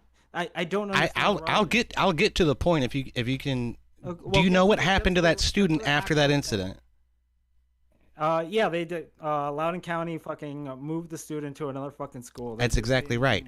That's what that means. That's what that means. They're coming for your children means we are not going to hold criminals responsible. We're just going to move the problem around and let them go sexually assault someone else. And lo and behold, 2 weeks later, that same student was involved in another sexual assault. And not until then did the school board decide to remove him from the populace of the students. A peace deal has been signed over in Gaza. I'm done with this conversation, guys. Sorry. So peace deal has been signed in Gaza. You're good, man. It's all right. But I'm just like, fuck. Yodi wants to go at it, so fuck it. I'll sit here for a little bit. And But I do totally gotta cool. go. Totally cool. Thanks for All letting right. me on, Lord. Yeah, no problem, Hornet. You're always welcome, man. Come back anytime, dude. Yeah, thanks for the discussion. Yeah. So check this out. I forget exactly what time it happened. It was a couple hours ago, I think. Anyway, so what do we know about the hostage release and the Gaza ceasefire? By the way, right? This is one thing that and this isn't even, to me, it's not even like a left-wing thing of people that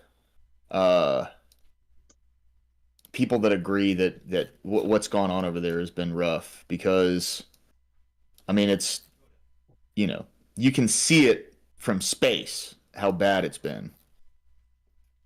Like, this entire area is completely destroyed. There's areas where you see the craters from the bombs that dropped onto all these, like, these are entire neighborhoods and cities, right, that have been completely wiped out.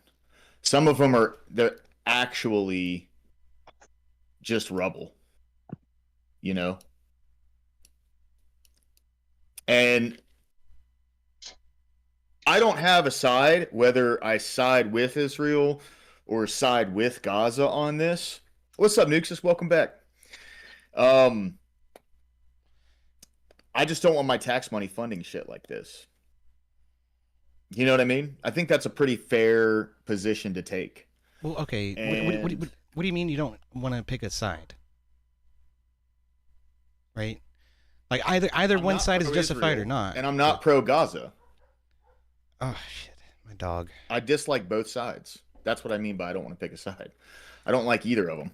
Okay. So there's a lot of reasoning. I said there's a lot of reasoning as to why, right? I'm sure. Reasoning as why I don't like either side? Yeah.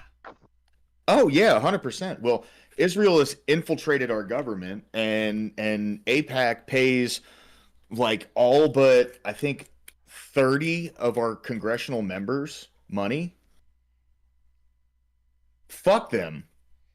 I hear that. We don't need to be paying them money. Okay, so... And then Gaza it's literally like their government structure is a terrorist organization. Right. So fuck them too. I'll concur with that. However, if Mexico came over to a rave, across the Rio Grande and killed 800 people or 1,200 people or whatever it is, don't you think we would absolutely level Mexico in order to get those people back and to make a point that the cartels are not going to be tolerated anymore? Yeah. So then from that viewpoint, Israel should be justified in what they're doing, right? No. That's a false equivocation, because see, here's the thing, right? Who would be paying for us leveling Mexico? Well, we would. Yeah. Israel's not going to give us any money. Probably not. Europe might, but no, Israel probably wouldn't. No, yeah. So that's what I'm saying, right? Is like, if the tables were turned and we were in that position, we're going to be funding that shit all on our own. So they can do whatever the fuck they want. Is Israel part of NATO? If it's not my tax money paying. I think Israel is part of NATO, right? I don't think so. No. Because if I'm not mistaken, I think that would also mean that they would be part of the nuclear agreement between NATO.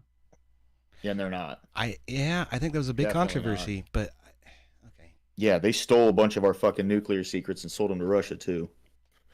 My general dislike for Israel is when it comes to sabotage isn't the correct word, No, they're not. but like the term for like doing this is going to sound terrible, but I'd be right sneaky back. shit. It's kind of crossed them becoming an ally, and it's like if they're not an ally to me, I don't care what happens in their conflict. I don't want to fund it. Right. Right. To me, You I know? personally view them as a ally. Ever since the whole Soviet Union scandal, where they were stealing secrets from America, and using that to sell to the Soviet Union, it comes Yep. from their Netanyahu coming to address America on what we should do for war and what we shouldn't do. It's just this general understanding that we have that for some reason they're our ally, and I do not agree with that sentiment. And then you know what was crazy to me, and this is one thing like that I want to call out like other right wingers for that really pissed me off was that motherfucker Netanyahu came to America and he addressed the people and you know he thanked us and everything whatever for all the money, but then he also said, well if they destroy us, talking about Iran, next they will come for America, and no one gave a shit about that. But when Zelensky came here and said that same thing, which it's bullshit when both of them say it, by the way. But when Zelensky said the same thing, it was this like big fucking deal, you know? So I'm not a fan of either of these wars. Fuck Ukraine, fuck Israel, fuck Gaza, and fuck Russia, right? Like that's where I'm at with this.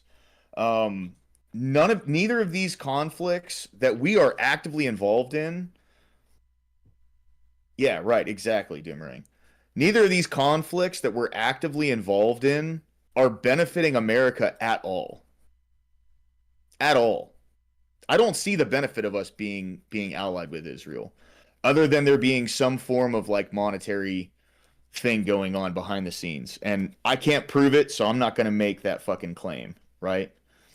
But I'll tell you what I am a fan of.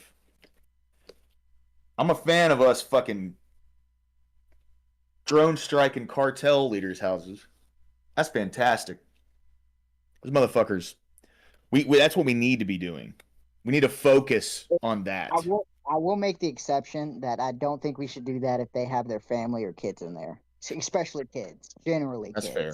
That's fair. Their wife, Yeah. it be what it be. But like, I don't know if I can justify going around and bombing kids just from my religion standpoint. Yeah. No, that's fair. I understand that.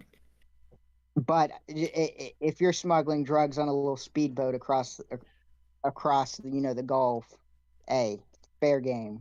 Yeah, 100%. Yeah. Because we know what's on it. They're not attacking fishing boats. That's bullshit. No fishing boats have been bombed. That's just some bullshit rhetoric that's being pushed. It's not actually happening. They know it's not actually happening. If fishing boats are scared to go out in the water, well, don't bring fucking drugs on your fishing boat then, I guess. You know what I mean? Like, and I'm pretty sure the administration's doing its absolute best to avoid falling into the pitfall of striking a civilian ship. 100%. No, dude, they don't. I know Trump doesn't want that headline over his. And you bet your bottom dollar if that had happened, it would be front page news all over the internet. Exactly. Yeah. So the fact that people aren't fucking saying that, and all they're able to say is, oh, he's shooting innocent fishing boats, even though we don't know who the fishermen are, what fishing company they belong to, because they're not fishing boats. Exactly. Yeah, it's a lie. And in fact, if I'm Trump, I'm going so far as to push Congress to declare war on the cartel. Like, I don't know the names of the cartels specifically, but I would start asking Congress for a declaration of war against these cartel members. You know what would have been funny is if in this Gaza peace deal, Israel was made to hand out beepers to for government in Gaza. I think those were cell phones.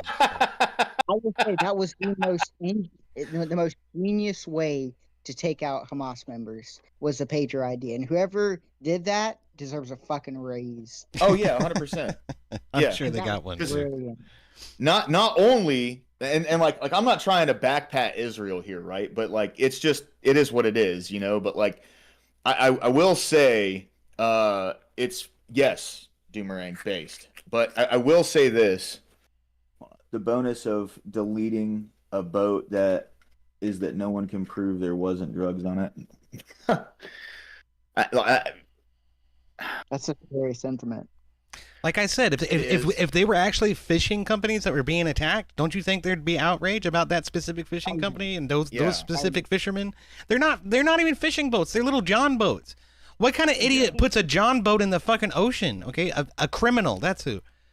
Or well, my thing is, who leaves from a foreign country and crosses a border without any kind of communications and just speeds straight towards a different country? That makes no sense to me whatsoever. Especially in international waters, you're gonna run into fucking problems. Right. I mean, they've got radar tracking them. I know they're watching them with drones. It's something to where if someone's driving, 5 kilometers into the ocean, they're heading straight for America. They haven't dropped a line there the entire time. Bad luck, Ugly Duck says a Somalian. That's fantastic. No shit, dude. 100%. Dude, I will say some of the best videos I've ever seen online is videos of like Somali pirates speeding up towards like a big boat that they like for some reason assume are completely unarmed, and then the people on the boat just fucking unload into their little like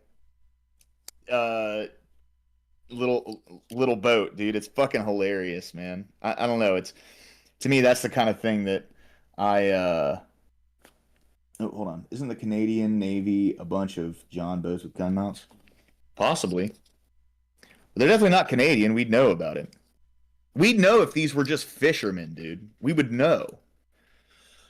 It would also be weird for the Canadians to be set up in the Gulf Coast, especially on like a military front.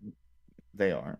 No, I don't think he was making that argument. I think he was just speaking on like the John boat thing. But and we know they're not the Mexican Navy because they don't have sails on them.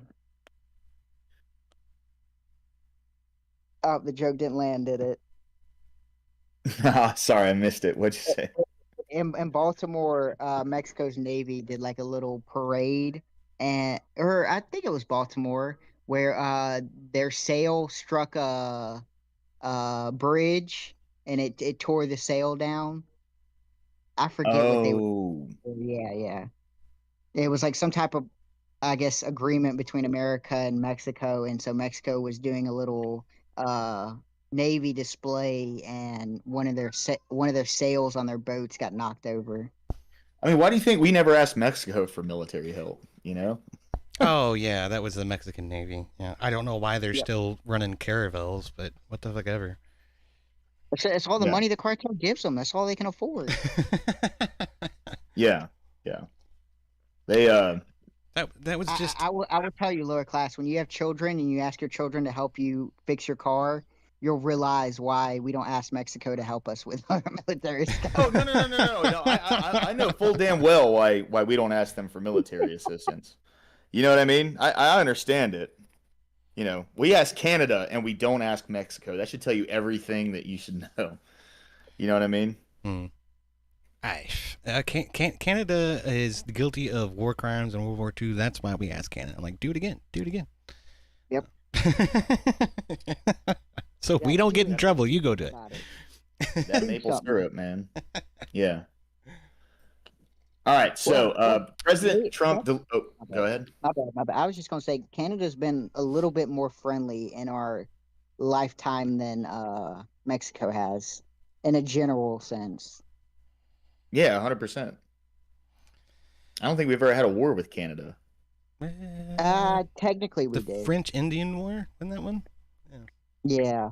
Was that with Canada or was that with the French? The War of 1812. Canada was part of that?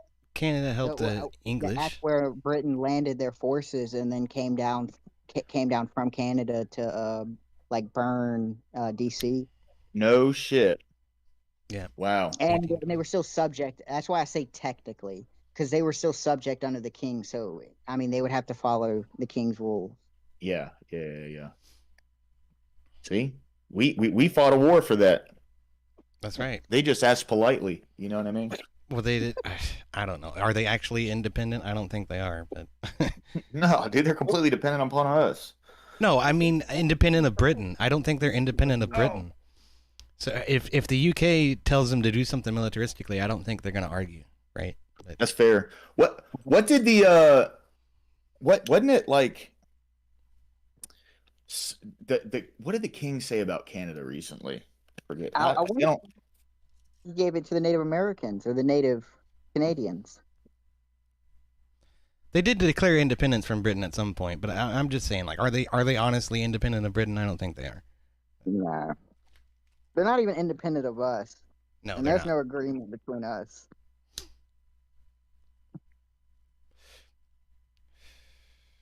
What was the thing he said about? I do not know. I usually don't pay any attention to British or Canadian politics. It was just something that I scrolled through on Twitter. It was back in May. King fucking Charles, man. I didn't think he was gonna live to see it. He's getting fucking old, but by God, the old lady finally croaked. So congrats to him. Yeah. Yeah, he's like, I've been waiting for this moment for a long time. Yeah, no shit, about 50 years.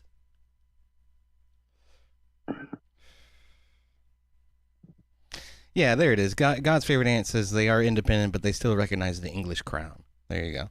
Shit. So they're still a Commonwealth state, even though they're quote unquote independent. What is it? The Britain abdicated the empire at some point in order to be more progressive, but they're still Commonwealth states all over the world. What? South Africa, Australia, Canada, Guyana in fucking South America. I think at least that one's got a sordid past, don't it? yeah, all of Don't they all? yeah, they kind of do. well, as pertains to America, at least.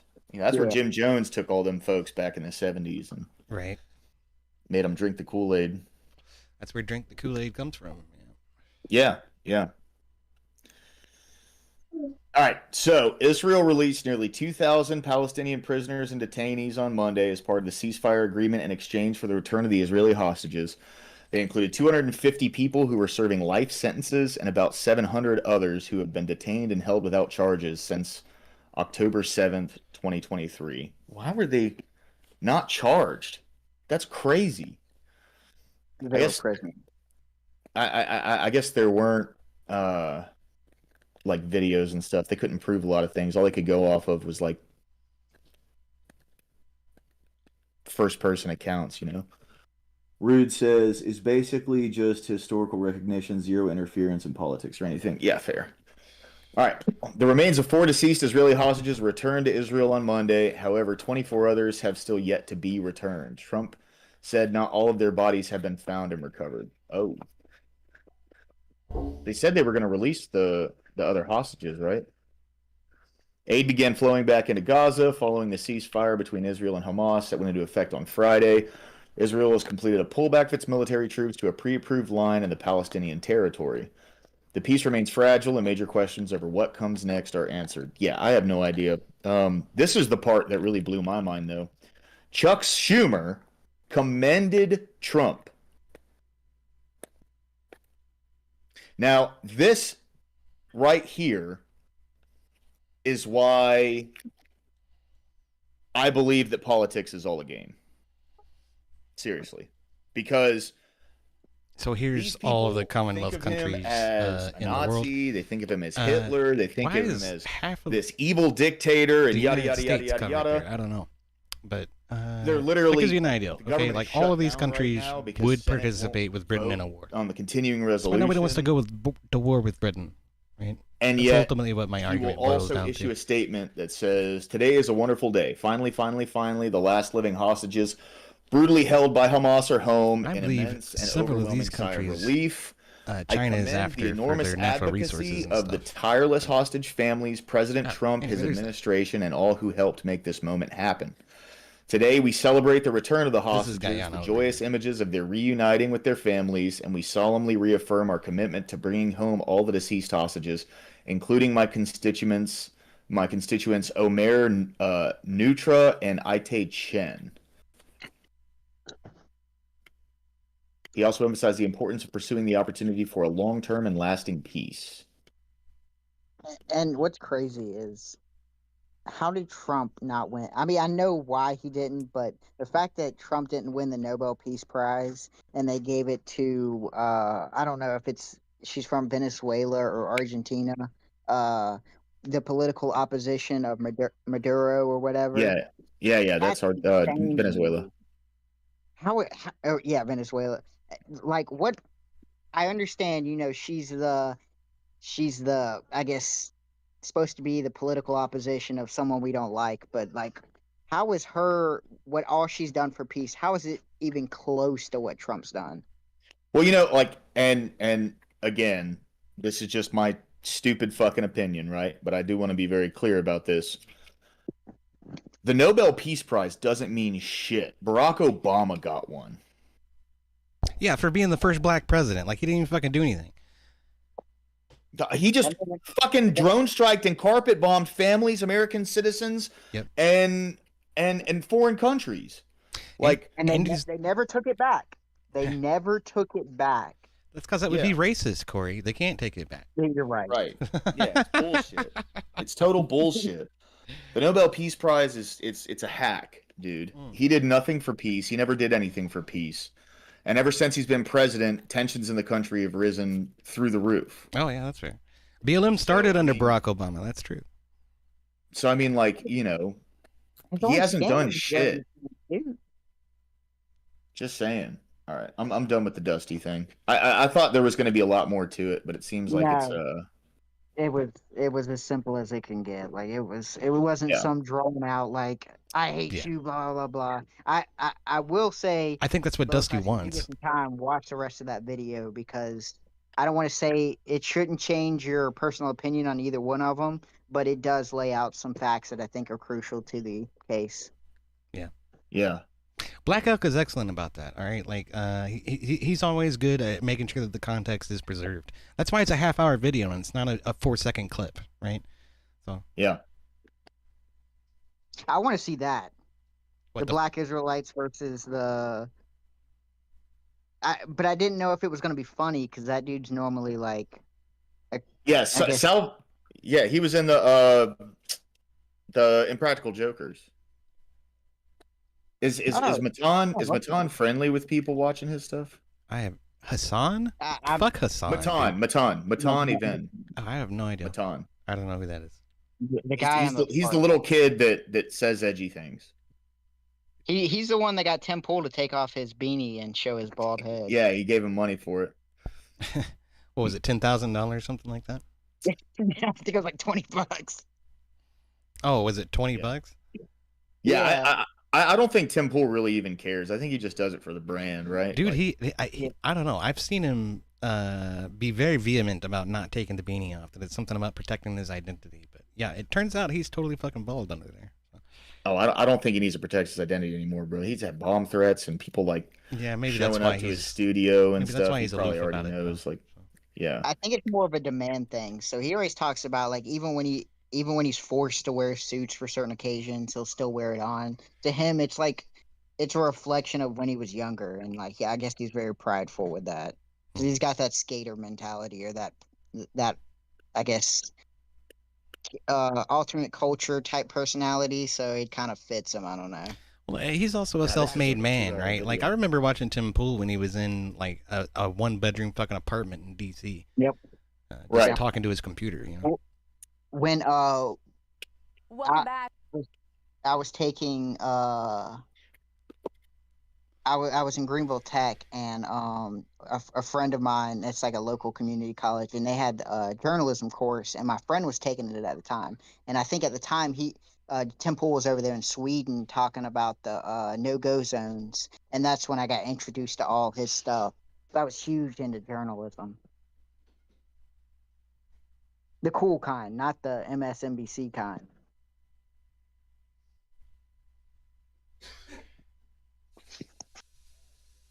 All right, so Fetterman breaks with Dems. I will never vote for this. I don't know what he's talking about, so let's see.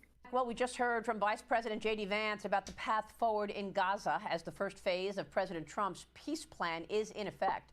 For reaction now to this historic agreement, we bring in Democrat Senator from Pennsylvania, John Fetterman, who has been a longtime staunch supporter of Israel. Senator, good to see you this morning. Thanks so much for joining me. Since he got elected, I don't know what his ideas on Israel were before he got elected, but man, he was like a hardcore socialist before he became a senator over in Pennsylvania, and now Well, all he's that got was- money, and he's All of that was pre-stroke too, right? I mean, let's not forget that. fair, yeah, So- yeah. Something That's changed his early outlook. on I think that stroke had a lot to do with it because he was running as a socialist in Pennsylvania in order to get that seat in the first place. But Right. Yeah, I think I think that stroke knocked a lot of sense into him for real. Oh, thank you for having me back. What is your reaction to this peace plan and these expectations that the hostages will begin to come home tomorrow? Absolute elation. I mean, how Oh, I can need we that. all celebrate this thing? I mean, you've had human beings held underground for over 2 years and tortured and beaten and starved. Doomerang, yeah, it does look like the future of the Terminator movies. What's up, man? By the way, sorry I didn't give you a shout out earlier. Good to see you today, man. Glad you're here. Forced to dig their own graves and things. Now they can finally come back home, and now everyone should be celebrating these things. And clearly, the Palestinians are, and people in Israel are too. And now there are people in our nation. Some of those aren't really celebrating or even acknowledging it. apparently, Fetterman divorced his wife too. I didn't know that. Liverpool Lobster said he divorced his wife. I wonder if Really? that was Yeah. before or after the stroke. I'm not Remember, no, it had to have been after because they were together. Remember, she was the one who was like, if you think he can't be a governor because of his stroke, you're just being ableist and all this sure. other Right. bullshit. I remember that. Yeah. She was probably the fucking I was Hyper gonna say left. that same thing. yeah. I was gonna say she's probably the reason it happened. Uh-huh. Jokingly. Reminds me of Jill Biden sitting at the fucking head of the Oval Office trying to run meetings while Joe Biden is in a corner drooling on himself. Right, exactly. I hear you, Doomerang. I just some of the things that he said recently. I mean, he's a wall kisser. Don't get me wrong. Yeah, but still, he What the fuck does He's that my mean? A favorite wall Democrat. kisser. I'm just he is a wall kisser. Paying bro. respect But to the Wailing Wall in fucking yes, Jerusalem is somehow marks you as a Zionist. yeah. No. It's when I say wall kisser, I'm talking about look who funds him, right? Look where his money comes from. Mm. APAC. He's. It's a joking comment to, I guess, infer that Yeah. that there's a lot of people in our politics that do this ritual of going and kissing a wall, and how there's a habitual kind of relationship between Israel and America. I get when it. I don't think there should be. I get it. I'm just saying, like that's that's not the right way to paint that picture, in my opinion. But you know, I hear you. Fair. It is what it is. But still, he He's a wall. Doomerang says you want to kiss the wall too, bro. I mean, there's a lot of people in this country that claim to hate Israel, and the second that some money gets tossed their way by Israel, they would be fucking smooching that wall. So, just saying. That's part of the truth there too. It really was never about peace. It was more about an anti-Israel. I'm giving you your props, EOD, because you're consistent with what you say. That's all. oh, thanks, buddy. I appreciate Yeah, that. man. It sounds like He's gonna do a wall kisser. so. It sounds I'm like. just kidding. I'm just I guess I'm the wall kisser now. Yeah, Nah, you're good. because I'm not gonna Just sit bust here it. and just engage in this clearly anti-Semitic rhetoric. But all right. Would you rather us rag on you for being ginger or being a wall kisser? Which would you prefer? Ginger's much more innocuous. So. All right, fair. Wait, time out. Let me ask one question. How is it anti-Semitic though? because you're making fun of a memorial to victims of the Holocaust. So What? that's what the Is wall that what is. the wall is? That's No, what the Wailing Wall is a wall that was that it's supposed to be like a temple that was destroyed, right? Well, it's in remembrance of Jews that have died, I'm pretty sure. Which, of course, there wasn't anything worse than the Holocaust. But. Is the Temple Mount in Jerusalem? Hold on, I'm pretty sure that it doesn't have anything to do with the Holocaust because it's been up for like thousands, like a couple thousand years now. Its most famous section, known by the same name, is shortened by Jews to the Kotel or Kosel. It's known as the West. In the West is the Wailing Wall, and the Arab world and Islamic is the Barak Wall. In a Jewish religious context, the term Western Wall and all its variations is used by the narrow sense. Why do people kiss it? Yeah, because it was like supposed to be like a wall that held during a massive invasion a long time ago. I can't remember the exact. It plays an important role in Judaism due to it being part of the man-made Temple Mount, an artificially expanded hilltop best known for the traditional site of the Jewish temple. Because the Temple Mount entry restrictions, the wall is the holiest place where Jews are permitted to pray outside of the Temple Mount platform because of the presumed site of the Holy of Holies, the most sacred site in the Jewish faith, presumably lies just above and behind it. The original natural and irregular shaped Temple Mount was gradually extended to allow for an even larger temple compound to be built at its top. The earliest source possibly mentioning this specific site as a place of Jewish worship is from the 10th century. The Western Wall, in the narrow sense, referring to the section used for Jewish prayer, is also known as the Wailing Wall in reference to the practice of Jews weeping at the site. During the period of Christian Roman rule over Jerusalem, 324 to 638, Jews were completely barred from Jerusalem except on Tisha B'Av, the day of the national mourning for the temples. So it's like a mourning of temples that fell a long time ago. Yeah, that's all. And like, you know, it's obvious, like the reason they do that is because it's part of their culture, and you know, like when you go over, you pay respect to the culture of the country or whatever. My issue, when I say wall kisser, I'm just talking about who's funding them. I'm talking about AIPAC. I'm not, doesn't even like mean a fuck what their religion is. Right. Hey, Abby, thank you. I appreciate it. You have a great day. Stammy, what's going on, dude? Good to see you, man. Good to see you.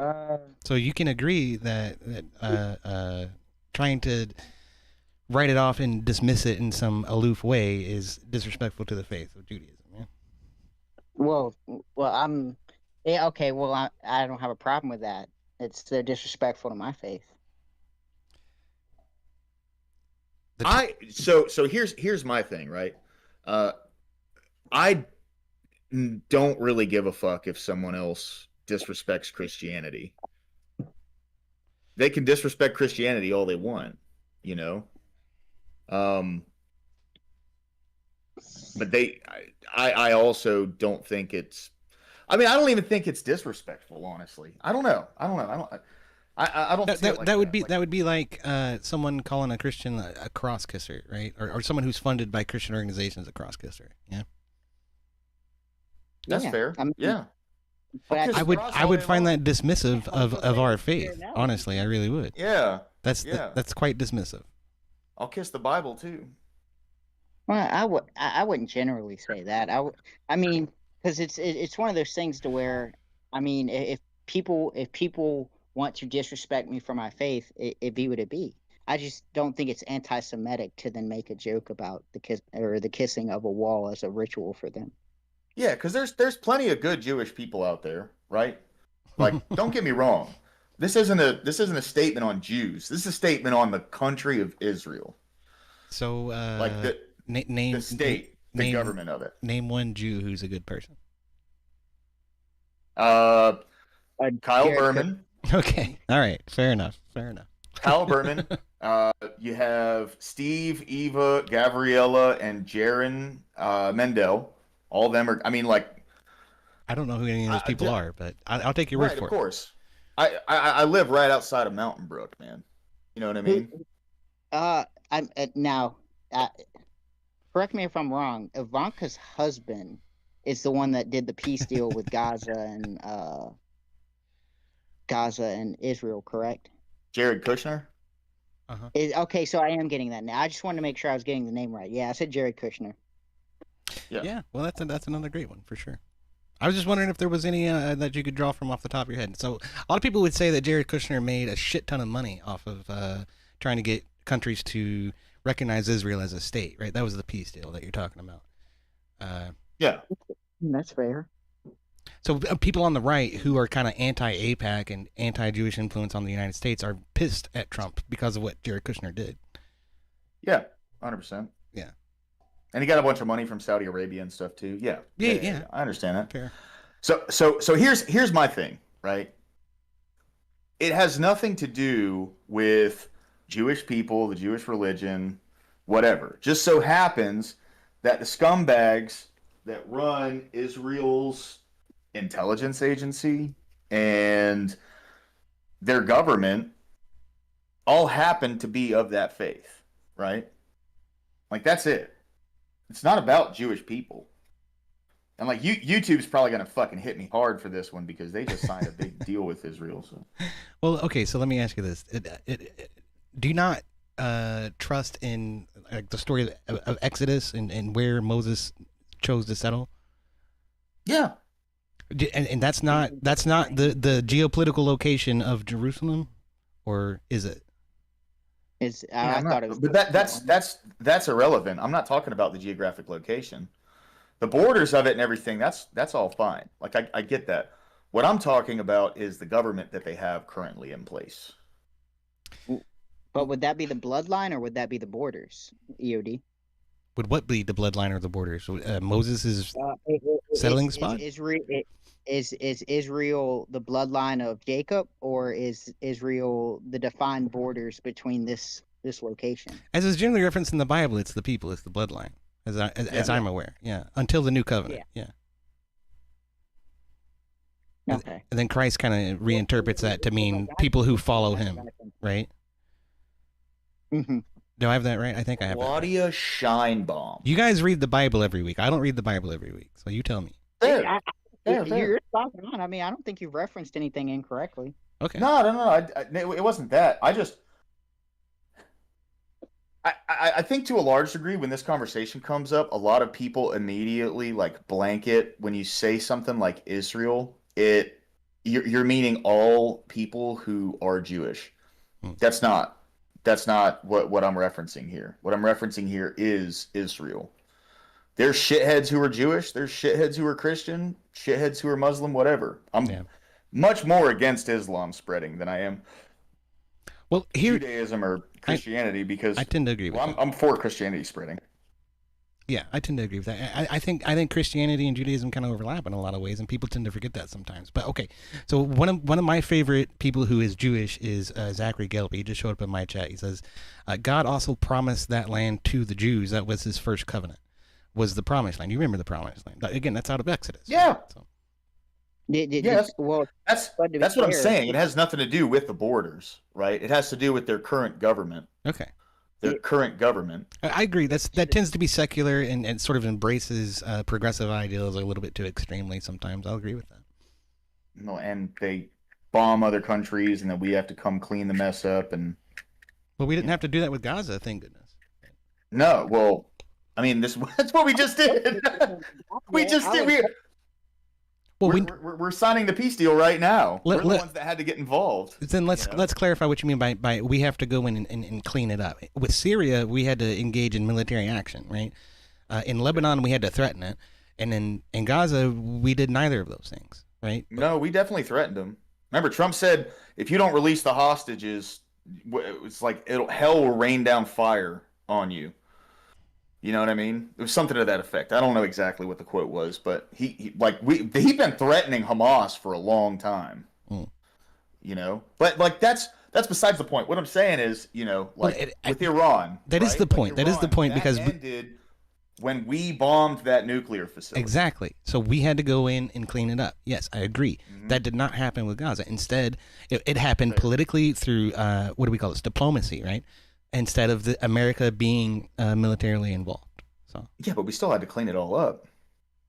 This was Trump. You know what I mean? This peace deal in Gaza, this was Trump. He has been forming this coalition in the Middle East all year now. And all of these different countries, Qatar, Saudi Arabia, the UAE, all these countries are coming together. Egypt, they're all coming together because of him to work with Israel on stopping everything going over there. So it's just that's the thing. Maybe we didn't have to drop bombs or anything, and that's great, right? I'm glad that we didn't drop any bombs over there, but it's just the fact that they haul off and do some shit, and then we're the ones that are the fucking pit bull on a leash that's like, barking and biting. And I don't particularly like that, man. That's just me though. That's just me. Okay, I'm sorry, I'm back. I'm trying to turn on my air conditioner right now. What is it? Zach said Trump was saying that he was going to let Israel just finish the job. That's what he was threatening. And I tend to agree. That's the rhetoric that I've been hearing from Trump on this issue is to let Israel do what Israel is doing, and that they're justified in their response. Right?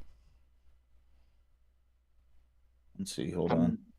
I guess I don't necessarily I guess I don't necessarily disagree with that position. I think the only problem is the more and more Israel goes down this path, the more and more the world views them a certain way. And I would say that's probably something that Netanyahu should be aware about. Yeah. Because it's not right that the world views them this way, but unfortunately we can't control the opinion of the world. Lower class, do you mind if I give Zachary Gelpy a link to your Discord? Yeah, I don't want to get stuck on this topic for too long though. I mean, so this is the one you wanted to go to. I'm down. Well, no, that's fine. I'm down for us to talk about it for a little bit. I don't want to get stuck on it for like an hour and a half, 2 hours, though. You know what I mean? Okay. But yeah, that's fine. Go ahead. Give him a link. All right, Zach. I'm going to put the link in the chat. This is for Zach, so nobody else jump on that link. But that is Lower Class's Discord. So I think you got to acknowledge some rules and then join the waiting room. You'll be good to go. You don't even have any rules. Why don't you have rules? You should do that. That's a good way to guard against bots. I haven't set things up all that much, bro. It's always good to have rules. Oh yeah, just to stop the bots.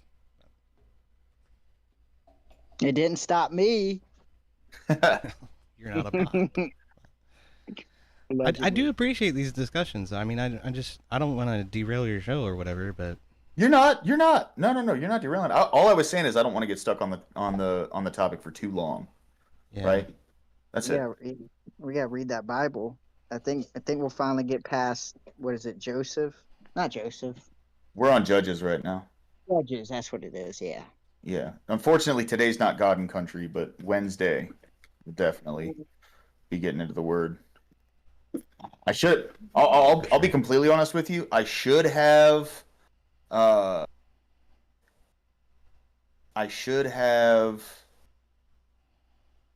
God and Country yesterday, but I literally slept all day yesterday, dude. Yeah. All fucking day. Welcome in, Zach. How you doing today, bro? Doing all right. Can you hear me okay? Yeah, man, coming in clear. You're coming. It's a little quiet for me, but. Well, let me. Obviously, I have you guys on. All right, so I take everything off. Yeah, no, I'm one of those fellow wall kissers, so I thought it would just come out. You get paid by APAC?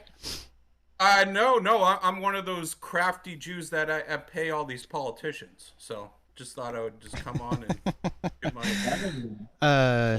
So you're not a wall kisser then? Well, no, because when you go to the Wailing Wall, you kiss the wall and you pray on the wall. So everyone that goes on the wall, they kiss the wall. Yeah. So I'm one of those wall kissers because I've been to the wall and I've kissed it. Well, that's your definition, but my definition, I made that clear earlier. No, but I literally am a wall kisser. So cool. Yeah. There you go. But up, yeah, no. In terms of APAC, if you actually look at the top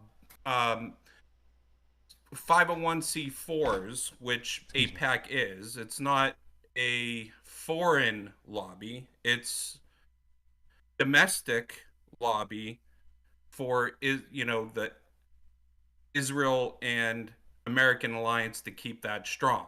It was originated by Jews because Jews felt it was important to protect their homeland, and America is a superpower, so it only makes sense. But if you look at, there's a number of other, shall we say, lobbies that lobby American politicians for the other side. The Qataris are funding to the tune of billions of dollars, not only to politicians but also to our higher education system, which we're seeing in the fruits of their labor out in the streets, even just as of a few days ago on October 7th, saying from the river to the sea, Palestine will be free. And in Boston, where I'm close to, they weren't even just saying that, as a guise, oh, we don't mean genocide. They were actually promoting genocide. And that's all funding through Qatar, Saudi Arabia in some cases. But if you if you just go down the top lobbies, 501c4 organizations that promote foreign, how do I put it? Foreign entanglements, if you will. Israel, APAC isn't even in the top 5. They are the top 10, not even. But there's a big discrepancy between APAC and the rest of those lobbies. But no one talks about them. Why? Well, hang on. Let's kind of go through this. So Okay. when you mentioned Qatar's lobbying, do you know how that breaks down? Let me look at. Well, I'll look at right now. I don't have it in front of me, but I can get it. Because I do know that a lot of that information includes the public universities that America has been building over there in Qatar. And so I'm just curious at what percentage that factors into that number. And another comment that I would much Wait. rather. So are you? I just want to get this straight. I don't mean to interrupt you. I just want to get a clarification. So you're saying that the majority of the funding from Qatar to our higher education system is for the universities that are in Qatar? I didn't make a claim. Are you asked you what percentage. are you asking if that's what it is? I'm saying how does that value break down? Okay. Okay, go ahead.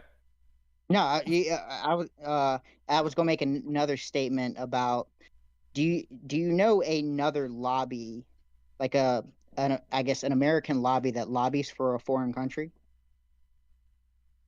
Yeah. So there's I forget the name of it, but there's the United Arab something Alliance. Do they have to go under FISA or not FISA? Do they No, have to because register they're as a American foreign leader? citizens, just like APAC. Okay. So I'm that's just- the I'm thing. just Everyone asking says that APAC should go on FARA. Why? They're U.S. citizens. Well, generally because you're I run a advocating for policies outside of America. nonprofit. I run a political nonprofit. I've worked in politics since I was 19 years old. I'm 37 now. I've been a part of political 501c4s. All they are, APAC is a version. So if you think that, how do I put this? APAC is basically like They're Americans arguing in Congress for Israel. Yeah, can we put it that way? exactly. Yeah. Exactly. It's Americans lobbying for a foreign country. Yeah, it's like the National Association for Gun Rights. Except outside of our policies outside of our country. As in they're advocating for our policies to be beneficial toward Israel. They're advocating for a foreign country. So they're That's generally, advocating for a stronger alliance with the United States and Israel. And to go to the $3 billion, it's not just. Do you think that? I just have a question for you guys. Do you think that that's just funding, like just cash going to Israel? no. Okay, well then what is it? I Military believe aid. does it also include military aid? Okay, so you're right. It is military aid. Do you think it's just like $3 billion worth of free missiles or small arms or what have you going to Israel? No, I would presume it's generally the agreements of a contract in which it could be anything from aid to bullets to weapons to intelligence. Well, I Okay. mean, not all of that $3 billion is Really military what aid, it right? really is No. it's That includes the it's basically $3 billion worth of how should I put it, like coupons Material. for for Israel to spend on U.S. Military technology, while having the U.S. having exclusive rights to Israel only spending money on their foreign military technology, or military, whether it's missiles, whatever. They only can buy U.S. made military hardware. So in a way, it's a backdoor. Where does the money come from? It's like a subsidy, yes. So where does that money come from then? Well, taxpayers. Well, okay, so yes, it comes from taxpayers. But it goes to military manufacturing in America. Yes, exactly. Yes, it goes to the military-industrial complex. Correct. Okay, you're right. It does go to the U.S. military industrial complex, and I'm assuming you're probably more, if not libertarian, more of that leaning. So you're not for military industrial complex, and I'm not libertarian. I'm more right-wing. I'm just anti-war. I don't agree that it should apply to another country. I believe if we're going to spend money on military, it should be for our country and our country only. The moment you start advocating for military policy, especially when taxpayers' dollars are paying for it. If taxpayers' dollars are paying the nut, why is this going to some massive military contractor tell you. versus benefiting the people of the country? I'll tell you. Okay, what's good about this is that contractors for build that whatever widget they're building, and they have American people building them, part of their workforce, correct? So it is benefiting those people, which in turn benefits. It's a multi-trillion-dollar industry in the United States to produce weapons, and if we can guarantee a customer in the Middle East that's going to share intelligence with us and use our military hardware exclusively, that benefits all of the people who are part of that trillion-dollar industry. Is that the best industry to support? No, but do we want Russia to do that for Israel? Do we want China to do that for Israel? Absolutely fucking not. Right? If they want to. I mean, if you're giving me a say, then yeah, if they want to, better them than me. I want to focus on my own spending. I feel like me having a say in that is fair. Okay, but you're also there. What also Israel is providing is real-time, real-world intelligence on that technology that benefits the United States. Well, we get feedback from everybody who buys our shit, but I think the real value is in intelligence assets from Israeli Mossad in the Middle East and monitoring particularly terrorist activities who hate the West and hate the United States and want to see us fall. I think that information needs to flow into the United States, and anything we can do to facilitate that is a good thing. Yeah, but there's only 2 countries right now that's using U.S. hardware in real time, and Israel has been doing it longer. So those 2 nations would be Ukraine and Israel, yeah? Exactly. Yeah. I mean, you wouldn't count countries like, if I'm not mistaken, did we not send Pakistan fighter jets? That wouldn't be real time, would it? Because they're not involved So in a war. Yeah. I don't know. I can't answer that definitively if we have or if we haven't, and we may have. We may have. But the thing with Pakistan is they've been in one big war in the recent what let's say 20 years that just Mhm. recently subsided with India. India. And now they're in kind of a skirmish with Afghanistan. So Hmm. again, there's only one country that, I mean, for the past, let's say, 50 years, we've been giving them some of our technology, not even our Hmm. best stuff, just some of our technology, and getting real-time, actionable intelligence on how that military hardware works, so that benefits our guys Yeah, it definitely benefits without us. The other using thing our soldiers to Israel do so. Israel is also one of the only countries that's invested in the F-35.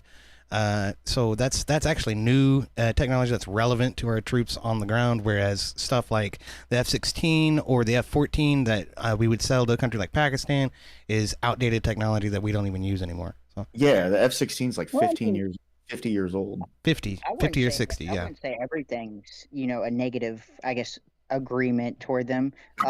If we could focus back on the donation or the APAC, does this include donations that APAC procures from other Americans? Oh, I can answer this directly. Being a 501c4 organization, just like mine, we can't Hmm. accept foreign donations. That's actually one of the main reasons they were saying that Charlie Kirk was offered $150 million from Bibi Netanyahu, which is total bullshit because by law, he couldn't even accept it. So you can't donate to APAC? I'm an American citizen. I can donate to APAC. Well, that's what I was asking. Like, Yeah, I'm saying does that number? a foreign nation can't donate to APAC.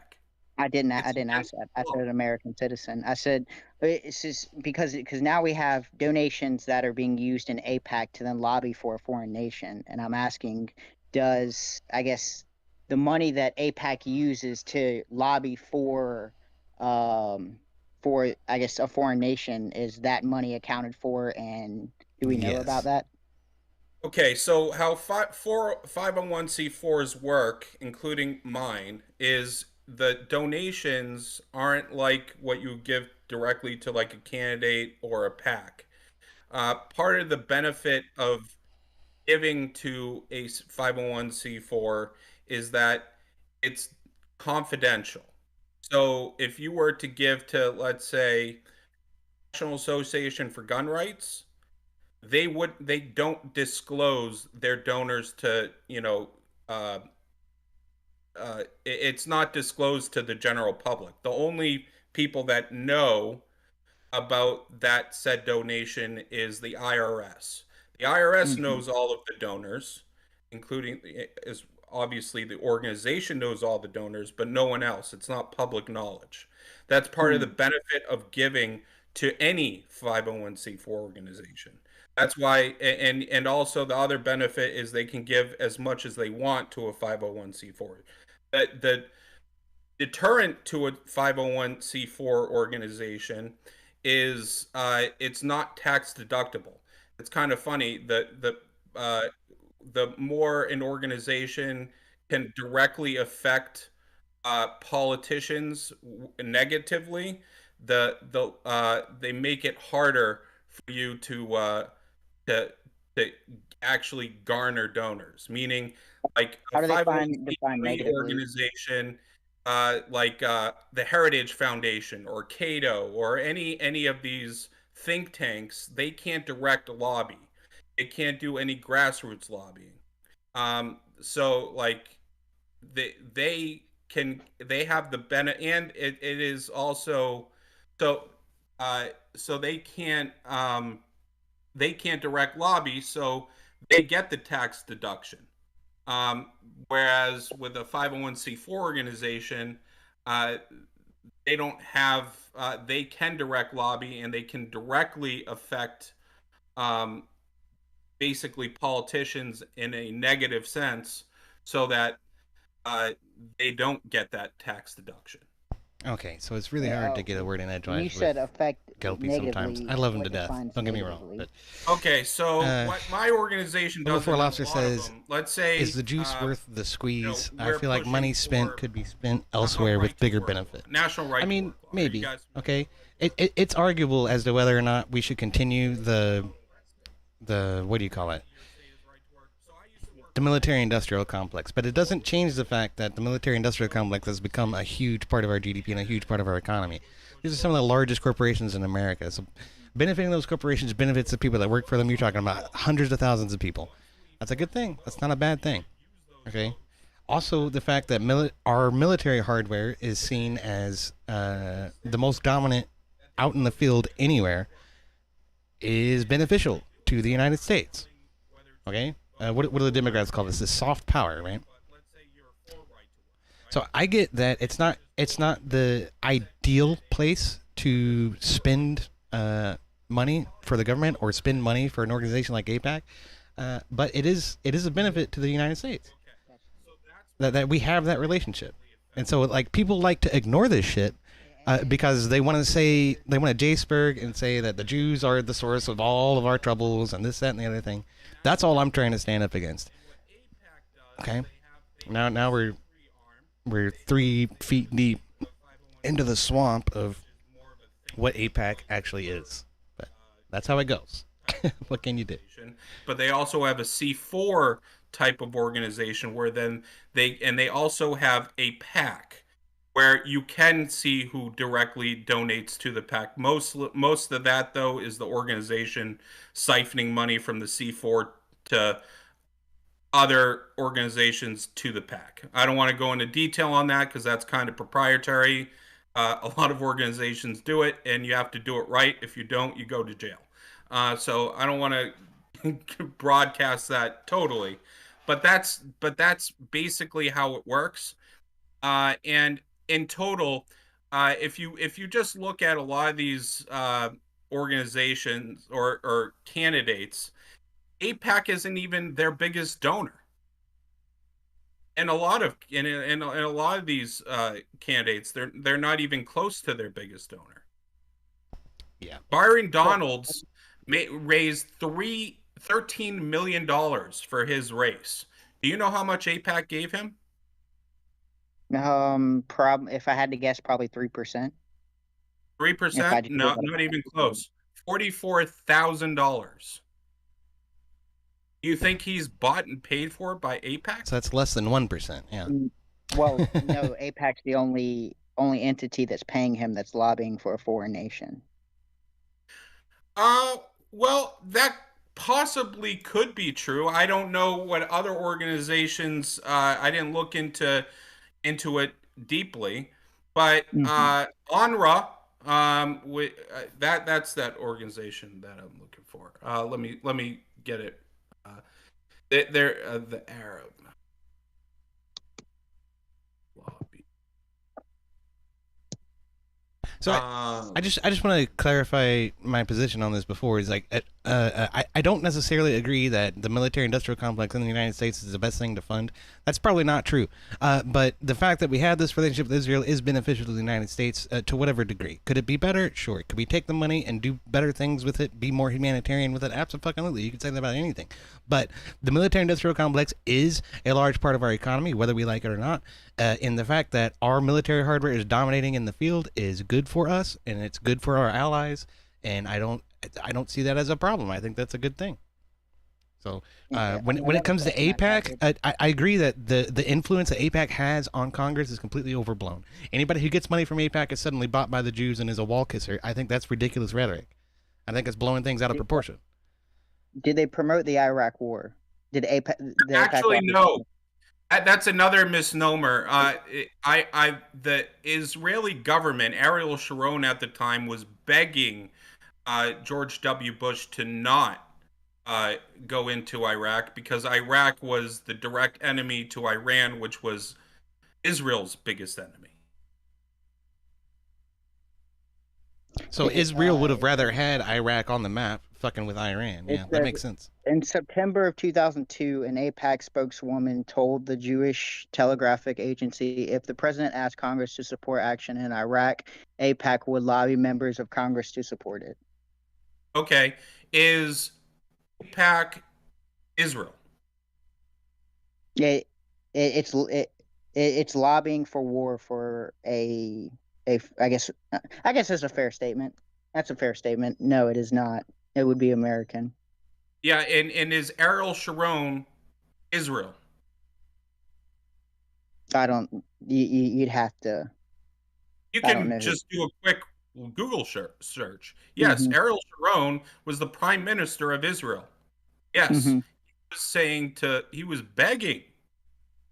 begging George W. Bush to not go into Iraq because they knew that Iraq was the biggest threat at the time to Iran.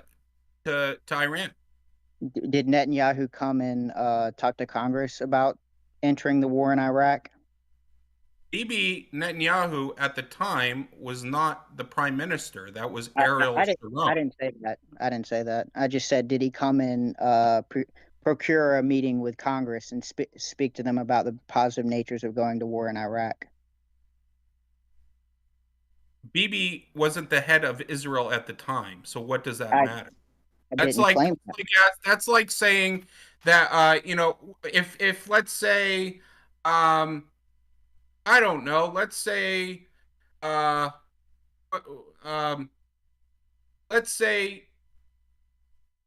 U.S. senator. Name any U.S. senator. Let's say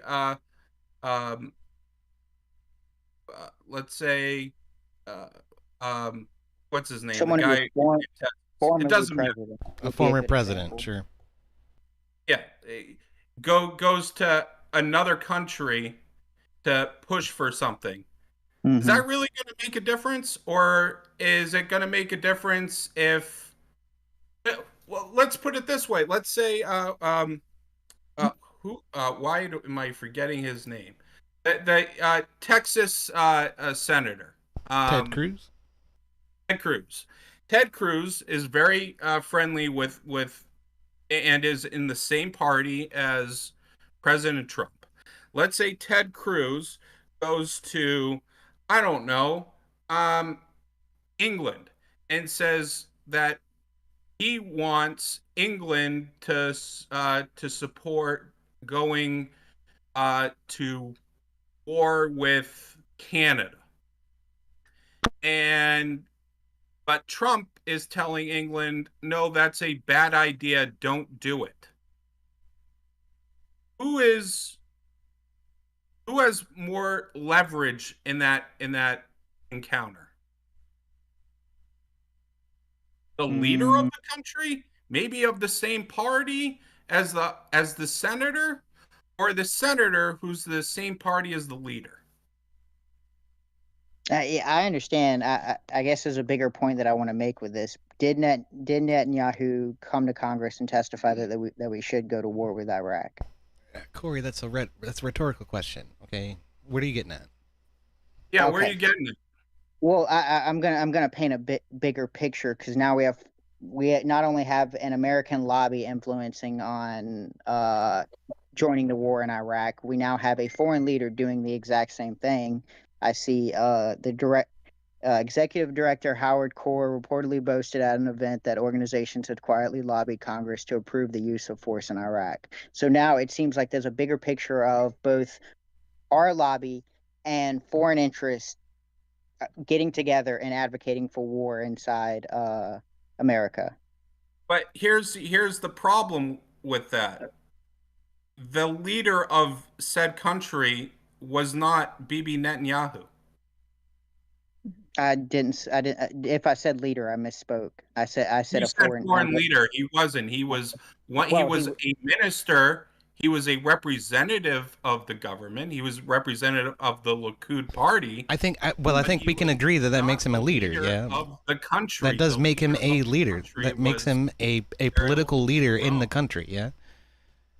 Just Everything's like grown, just like saying Ted no. Cruz would be a political leader from America going to some other country. In your analogy, yeah. I'm just trying to get everybody to be fair on both sides here. See, so here's my thing, right? And like I understand that, you know, that APAC may not throw a ton of money into every single person that they fund, right? I think the bigger problem here is the fact that there is a PAC that specifically lobbies on behalf of a foreign country that is paying money to the campaigns of almost 400 people within Congress. When you have that level of, I'm not saying like, you know, if you were to look at who funds APAC, anything having to do with Israel and the benefit of Israel, all of those politicians vote in favor of it, right? So when, no matter how small or large the amount of money is, when you have that level of influence on that many people in Congress, it's kind of a problem. Well, That's the bottom line for me. I understand where you're coming from, lower class, but here's actually my issue with APAC in general. I'm not a fan of APAC because APAC also gives to like Elizabeth Warren, which is no friend of Israel. So you know what? The way I look at APAC is they're like the National Association for Gun Rights, or not National Association for Gun Rights, the National Rifle Association, excuse me. National Association for Gun Rights are base people, and a lot of them are friends of mine. The National Rifle Association, they give to groups that don't, or candidates that don't even agree with them. They give to everyone so that they can have some kind of somewhat of influence, they think. This is the nature of political action committees. They throw money around all over the place. And APAC does it, NRA does it, Act Blue does it, Yeah, but all of those associations deal specifically with America and the homeland and not foreign interests, right? But that's not my argument. My argument is they give to everyone, just like APAC gives to everyone, but they also give to people that are antithetical to them. That like I just said, APAC gives to Elizabeth Warren, who's definitely not for Israel. So like their influence is not as diabolical as people like to make them out to be.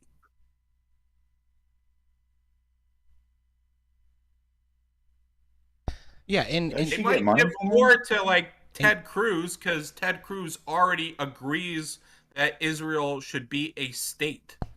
Yeah, and it suggests He's already a Zionist, so yeah, they're going to give more money to him because he's already on their side. Right. But it's not like, oh, I'm going to get this money from APAC and now I'm for Israel. There's many cases where that's not the case. That's actually why I don't like APAC, because APAC should, in my opinion, just give to conservatives, because conservatives are overwhelmingly, and we're seeing it, not maybe present company, but in a lot of cases, overwhelmingly more supportive of Israel than we're seeing the left. I certainly The left is overwhelmingly is supportive of not only let's say the Palestinians, but they're showing themselves as overwhelmingly supportive of Hamas. Right. Okay. So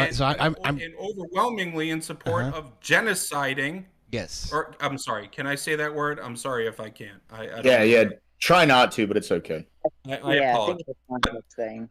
Okay. You know so what? I'm going to use this opportunity to take my exit. Word that is. So yeah. Nobody denies that. Yeah.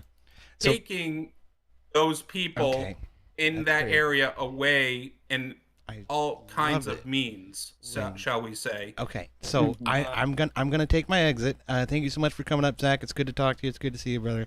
I think when we say that because someone is funded by AIPAC, they're bought and paid for Israel, it's an exaggeration, and that's kind of my final thought about it. So cheers, Lower Class, for having me on, and I'll catch you next time, brother. Thanks, man. Have a great night. All right, cheers. Oh, for crying out loud. Okay. Yikes. Like I say, I love Gelby to death. Okay, but it is really hard to try to get a word in edgewise sometimes with him. Anyway, so yeah, those are some interesting topics of discussion. I'll tell you what, guys. I'm gonna go ahead and call it here. It's getting on 7:15. I gotta get something to eat and prepare for the stream later on tonight with Rob Norm. So, I'm not gonna be on, but you know, I'll be there in the chat. Anyway, it's good to see you guys. Thank you for hanging out. We'll do something soon. Our second group on Wednesdays for D&D is not getting together anymore. We finished that campaign. But our main group decided to postpone this weekend because we had like 3 people missing on Saturday and Sunday. So we're going to try to get together and do that later this week and maybe again on Saturday. Maybe we'll move the day. I don't know.